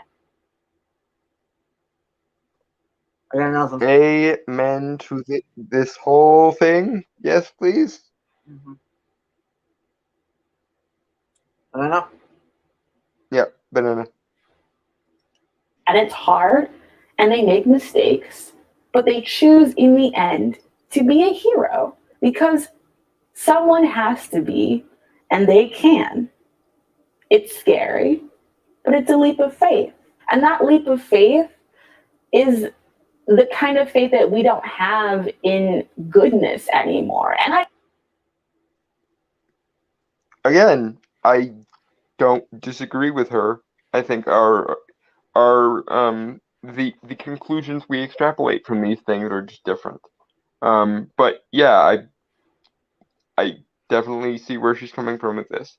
I think she's gonna make a bunch of exceptions to this rule that's going to allow her to still justify her various ideologies, but at least in this microsecond of film, she has a point.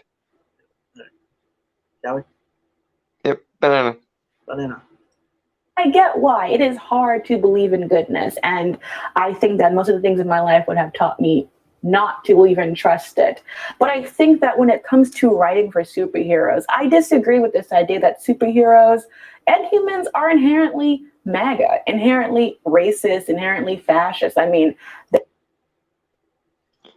Okay, that's not what Trump's MAGA philosophy was. But this is the point. This is fundamentally where, despite the fact that you do have a very good head on your shoulders, Princess Weeks, you will always find a way to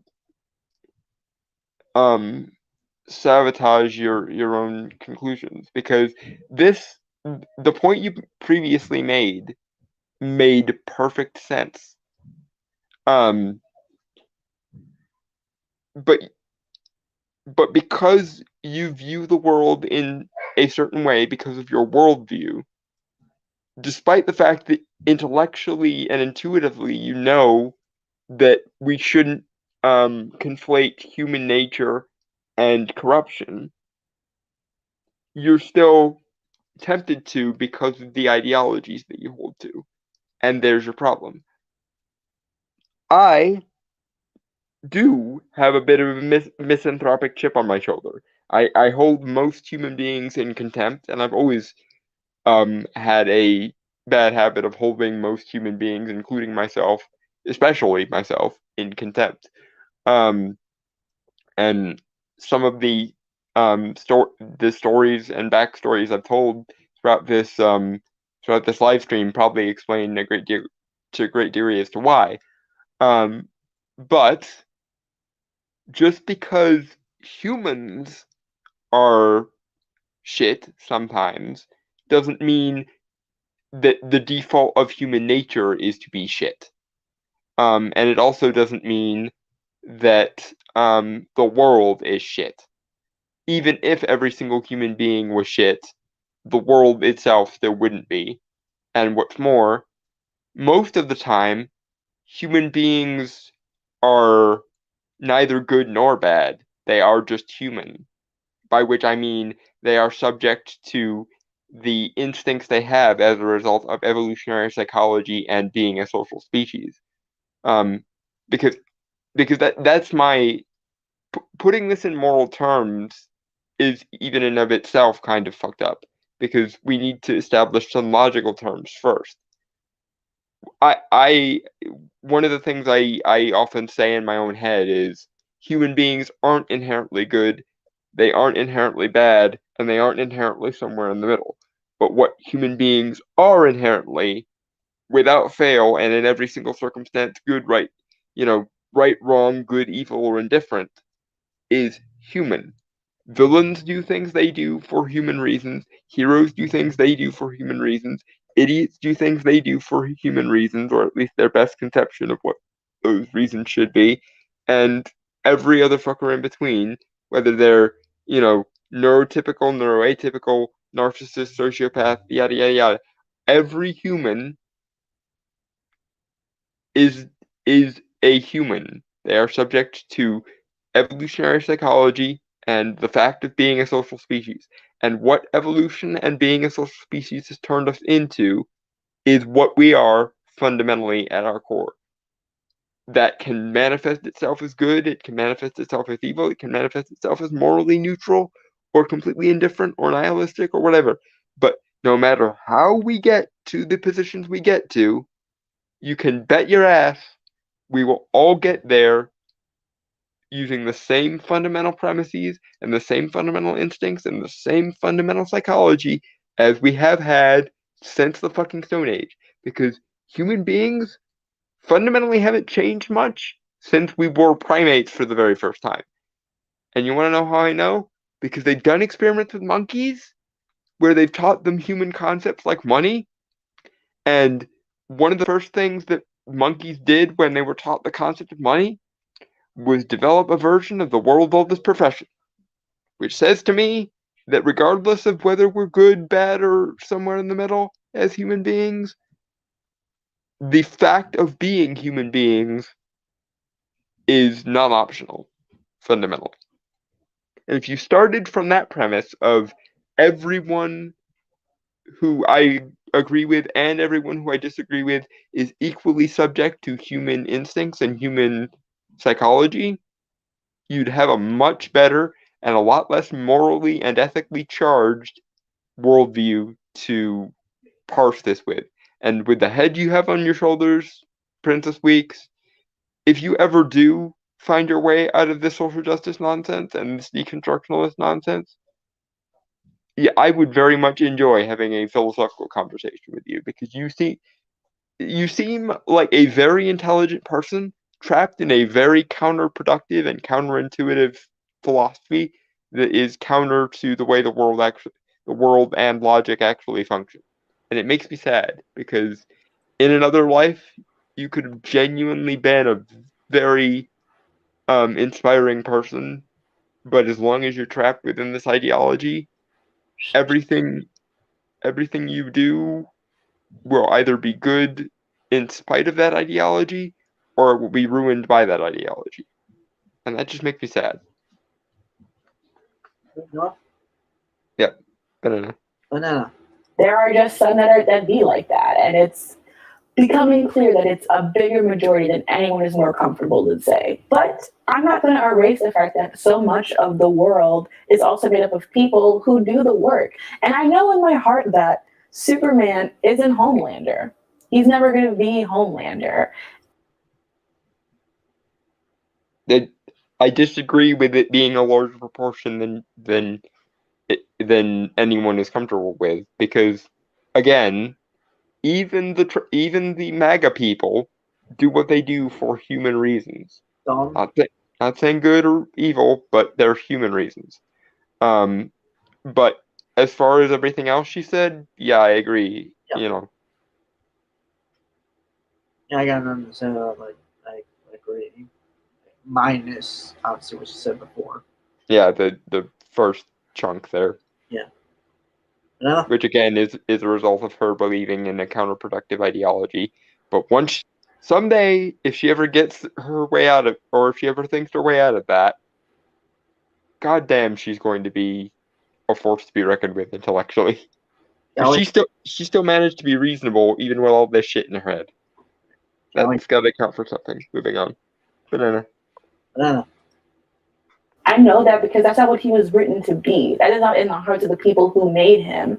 And while it may be easy for people to assume that he could be a fascist dictator, that to me is a cynicism that I don't partake in. Not because I don't think it can't be narratively rich, but because like Captain America, like Cyclops, I don't think that those characters... Sorry. Yeah, DMCA. Banana. Banana. were ever there to be leaders who were infallible or robotic. They were meant to be leaders. Oh, sorry. Sorry, I accidentally clicked it. Okay. Banana. Give me a sec. I gotta bring this back. Actually, my screen froze again, so I gotta dip out and come back in.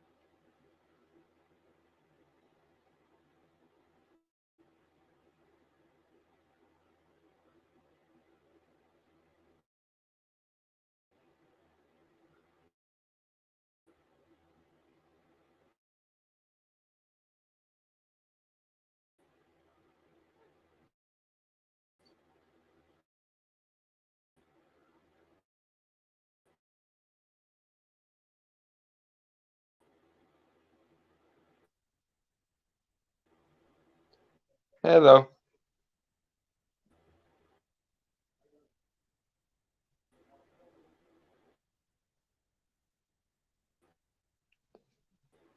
Hello?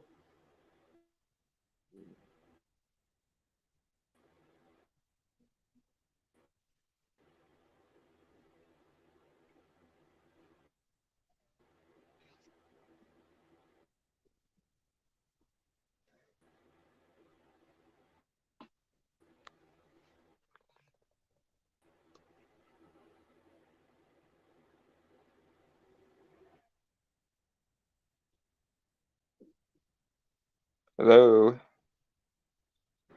Hello? Huzzah. Okay. Yeah, sorry, my connection's a little iffy. I think that's Okay. Well, we're almost at the end, so it won't be much longer now. it's good. It's good now. I don't. Hello, Nelson, and the gentleman. Yeah, technical difficulties. It happens when we get really long streams. Yep. Anyway, shall we? Yep. Banana. Banana. Were there to be leaders who were infallible or robotic. They were meant to be leaders who were doing their best to help people be better. And sometimes that meant putting themselves second or third. So yeah, they don't always have the personalities that beam through, but they help nourish other people. And I think that's what Superman does at the Don't really have anything to say about that. Yeah, it's a good point. Banana. Banana. other people. And I think that's what Superman does at the best. They can be a great people color they wish to be. They only lack the light to show the way. For this reason above all, their capacity for good. I've sent them you, my only son. Yep, that speech still kills. They tried to remake that in Man of Steel. It was cool and all. It's just it like a lot of things in Man of Steel, it didn't work because there was no real payoff for it. Yep. Anyway. And let's also be fair to Russell Crowe. Russell, thank you. I was gonna call him Javert because he played Javert in the Les Mis movie. But let's be fair to Russell Crowe. He's never gonna be a Marlon Brando. I'm sorry, Russell Crowe, but Marlon Brando, you are not, unfortunately. I don't know. I thought he was good in the role. It's just he was like with everything. He wasn't given anything because Zack Snyder had no idea what to do with Superman, and so he filled it with a bunch of his own philosophies, which were counterproductive to the idea. We've talked ad nauseum about that. Yeah. Not wasting another hour on this. Yeah. Banana. Short version is Randian heroes can work, but ain't no way it works with Superman. Sorry. Banana. I like both The Boys and My Hero Academia. They are very different shows. And ultimately, I do believe that the corporatization of superheroes is dangerous because it transforms you from who you want to be. But I think the beauty of My Hero Academia. Sorry. I kind of get that and kind of agree. Well, I think she's referring specifically to the corporatization of superheroes like we see it in The Boys. And on that point, I totally agree. Yeah, no, I agree with that. 90 to 95% of what went wrong in the Boys universe is the result of the sterile, quasi-scientific approach of a corporation to shit. So, although, because cool. Yeah, if Homelander had been raised, by a good family with good values, then he'd be more like Superman and less like sociopathic, narcissistic dickhead. Yeah. Although, granted, I doubt he'd be called Homelander. Right. Yeah, I don't know what choose to call himself. But one thing we would know is if they hadn't screwed him up in early childhood, he might have actually grown into a decent person. Yep. Anyway. Banana. Beauty of My Hero Academia is that they make being a hero a learning process. It's a school. You can fail at it. You have to be regulated in some way, and there are rules, and yes, there are monetary gains to being a hero. But by focusing on young people who feel genuinely inspired to do good,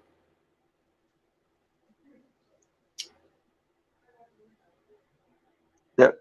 Banana, let it finish, I guess.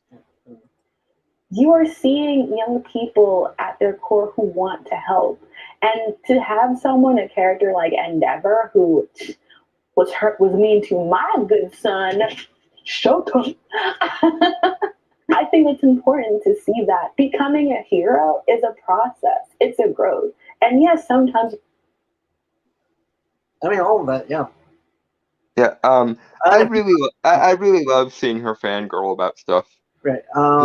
It makes it so much easier to relate to her when she has a genuine emotion. Right. Okay. So just for context sake, Shoto Todoroki is like the youngest child of Inji Todoroki, aka Endeavor, the former number 2 hero in Japan, now the number 1 in the story.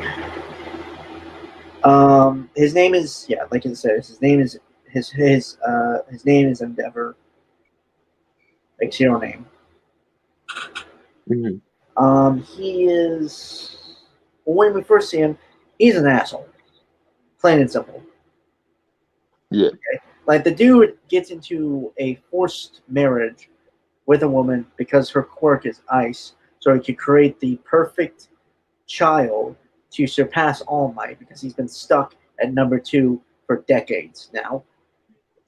Yeah, he basically selective breeds his own kid. Yeah. Which, granted, if I had superpowers, I probably would think about doing too. But yeah, it's fucked. Okay. Well, what's fucked is that he doesn't see his kid as a kid. He sees the kid as a means to get back at All Might. He had 4 kids. If he had done that and then seen the kid still as a kid and actually still wanted him to be a good person, then I wouldn't see a problem with it. Yeah. But he. Okay, so yeah, he had 4 kids. The first 3 were quote unquote failures. Yeah. Because of biology. Uh-huh. Yeah. Then the 4th child, the youngest, Shoto, he basically just went all out on him because he had a half and half quirk, like his right side could generate fire, and it's his left side that could generate fire, and his right side could generate ice, thus helping with the side effect. Because with these mutations and quirks, there are side effects to them. Being that if he uses fire too much, his body can overheat. As you know, that's like scientifically that will happen. Yeah, and also everything comes with a price. Yeah. And thus, yeah, he psychologically fucked up his kids. I don't know how other way to explain it. Yeah. Again, I don't necessarily take issue with the breeding because you want your child to have the best chance they can to be a better, the old adage of I want to pass something better on to my kids than what I had. And that can include genetics, but the fucked up thing is that he's like a pageant mom. Yeah, the power and the fame and the glory and the derp is the only thing he cares about. If he had actually still treated his son like a son and been a good father to his son, I wouldn't even care about the selective breeding thing. Right. And he basically psychologically tortured his wife for years, to the point where she mentally snapped and burned the right side of Shoto, the youngest kid, the prodigal son, face with hot tea water, scarring him. He's basically, and like this is a joke with the fandom, like with fans. Todoroki's basically Zuko. Yeah, I can kind of see that. Holy fuck! Right? But yeah, like he made a lot of fucking mistakes, and that's kind of how the world, a lot of shit in the world is in My Hero Academia. No, Mm-hmm. there's a lot of shit. I'm not like we could be here for hours talking about it, but We're so close to the end. Right. The thing though with Endeavor is he changes when he's forced to take up the position of number 1 from All Might after his retirement because he can't be a hero anymore. And he kind of learns, as she previously stated, is he learns that it's not about, like when you're in that spot, when you have to be like this symbol, this icon for other people to stand up as. Great power, great responsibility, yada yada yada. Yeah. Power comes with obligations to be worthy of that power. Yep. He finally is able to look inward when he gets what he wants, to be number 1. Mm-hmm. He looks inward and sees all the mistakes, all the fucked up shit he's done, and tries to make recompense about it. Like he tries to reconnect with his kids. Granted, I wouldn't imagine most of them want anything to do with them, especially not the super kid, but it's difficult. It's a difficult journey, and it takes a long time before they really have a quote-unquote bond. But, and that's the thing, like, I don't condone his actions, obviously, I'm not that stupid, but I can appreciate that he tries, and, not a lot of people do. Yeah. Specifically, like, father characters in stories. It's better to have at least tried to make up for your mistakes than to have just let them linger. Yeah. Granted, the best option would have been you treat the kid as well as you can treat the kid, and you try not to pressure him into anything, and then you have a good relationship with him anyway.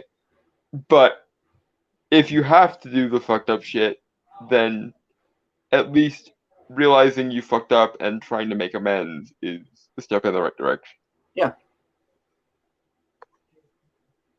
And yeah, it's interesting because in regular stories that does not happen usually. Again, with like father-like characters who. Yeah, and that might have something to do with the fact that modern civilization doesn't care so much about fathers, but that's a different story. Yeah, we do not have the time for that rambling. I'm sorry. I'm aware, but I had to do my due diligence as the token MRA. So yeah. Okay. Shall we? Yep. Banana. Jinx. You need to be protected from things in order to be a true hero, but it's how you stand up in the end of it. When you actually allow yourself to be the kind of person that you want in a hero.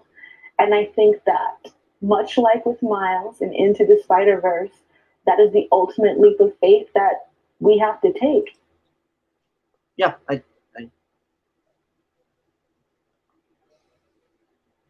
got nothing. Yep.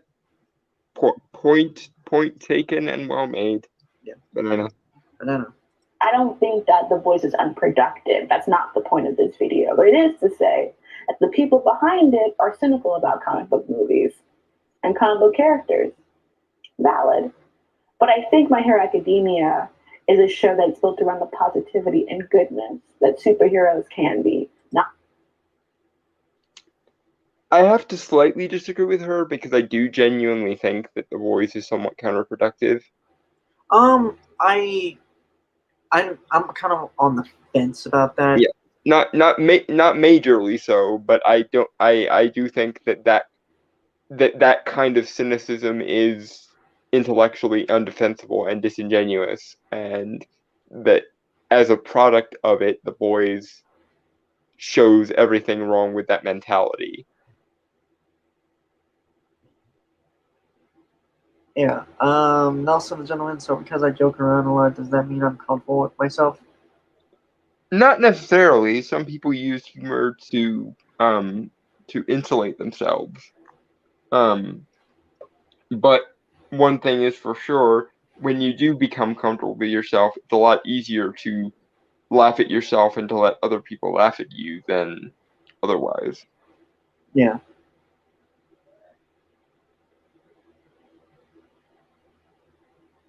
And I only make that distinction, Nelson, because that conversation that we had once in the comment section of one of my old videos that made me a little bit worried about you. So I would suggest you still need to work on that, buddy, because you need to stick around. You don't get to leave this world before I do. God damn it.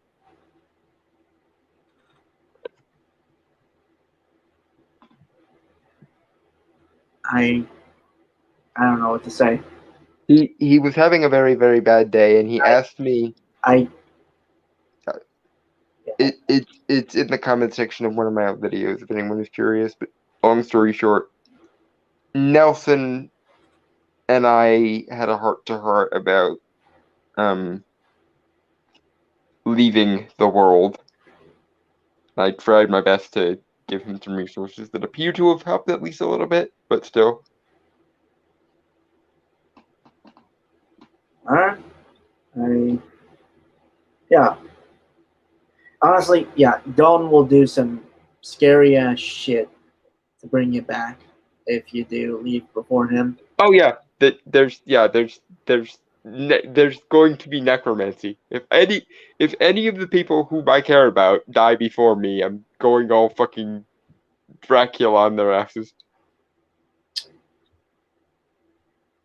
It scares me because I know he means it, and I'm aware that he probably can do it. It would take me a fucking decade, but I have a fucking decade if I need one. So there. Yeah. So anyway, I really want to close this video because we've been here for so long. Yeah, banana. Banana.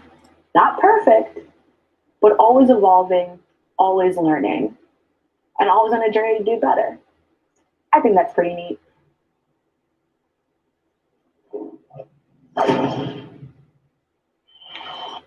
Okay. Well, I guess that's the end. Yep. I gotta really say, like, there are some odd conclusions she makes at certain points, but overall, I don't disagree with, like.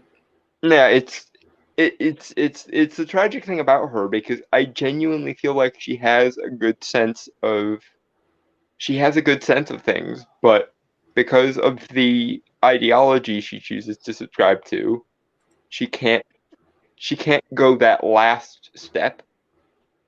And I feel really bad for her because I know what it's like to be stuck in a mindset where nothing you do feels worthwhile at the end.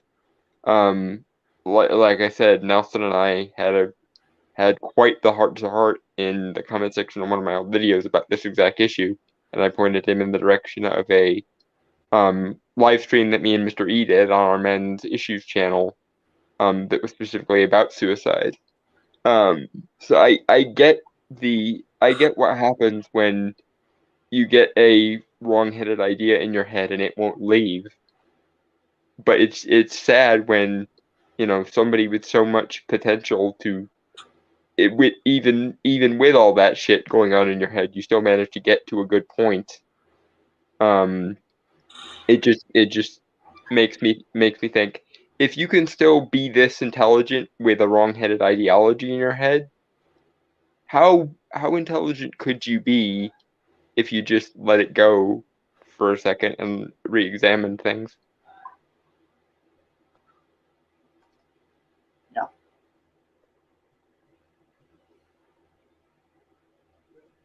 Yes, I have nothing really else to say, to be honest. Paul? Mm-hmm. Oh, sorry, I was reading one of Nelson's comments. Right. Yeah. Sorry. I don't know. Like, should we close out then? Yep, it would appear to be about that time, and you're welcome, Nelson. Like I said, I I don't make friends easily, but when I do, I am very, very fiercely protective of my friends. So, all y'all, if anything ever happens to you externally, I'm raising a freaking night horde like Dracula from Castlevania. And if anything happens to you because of your own shit, necromancy, goddammit. This is the vow that I make with all my friends. Yeah. Anyway, with that, folks, I want to say goodbye, adios, aloha, auf Wiedersehen, sayonara, peace, cheers, and Shalom. Now be safe, respect yourselves, and fuck off.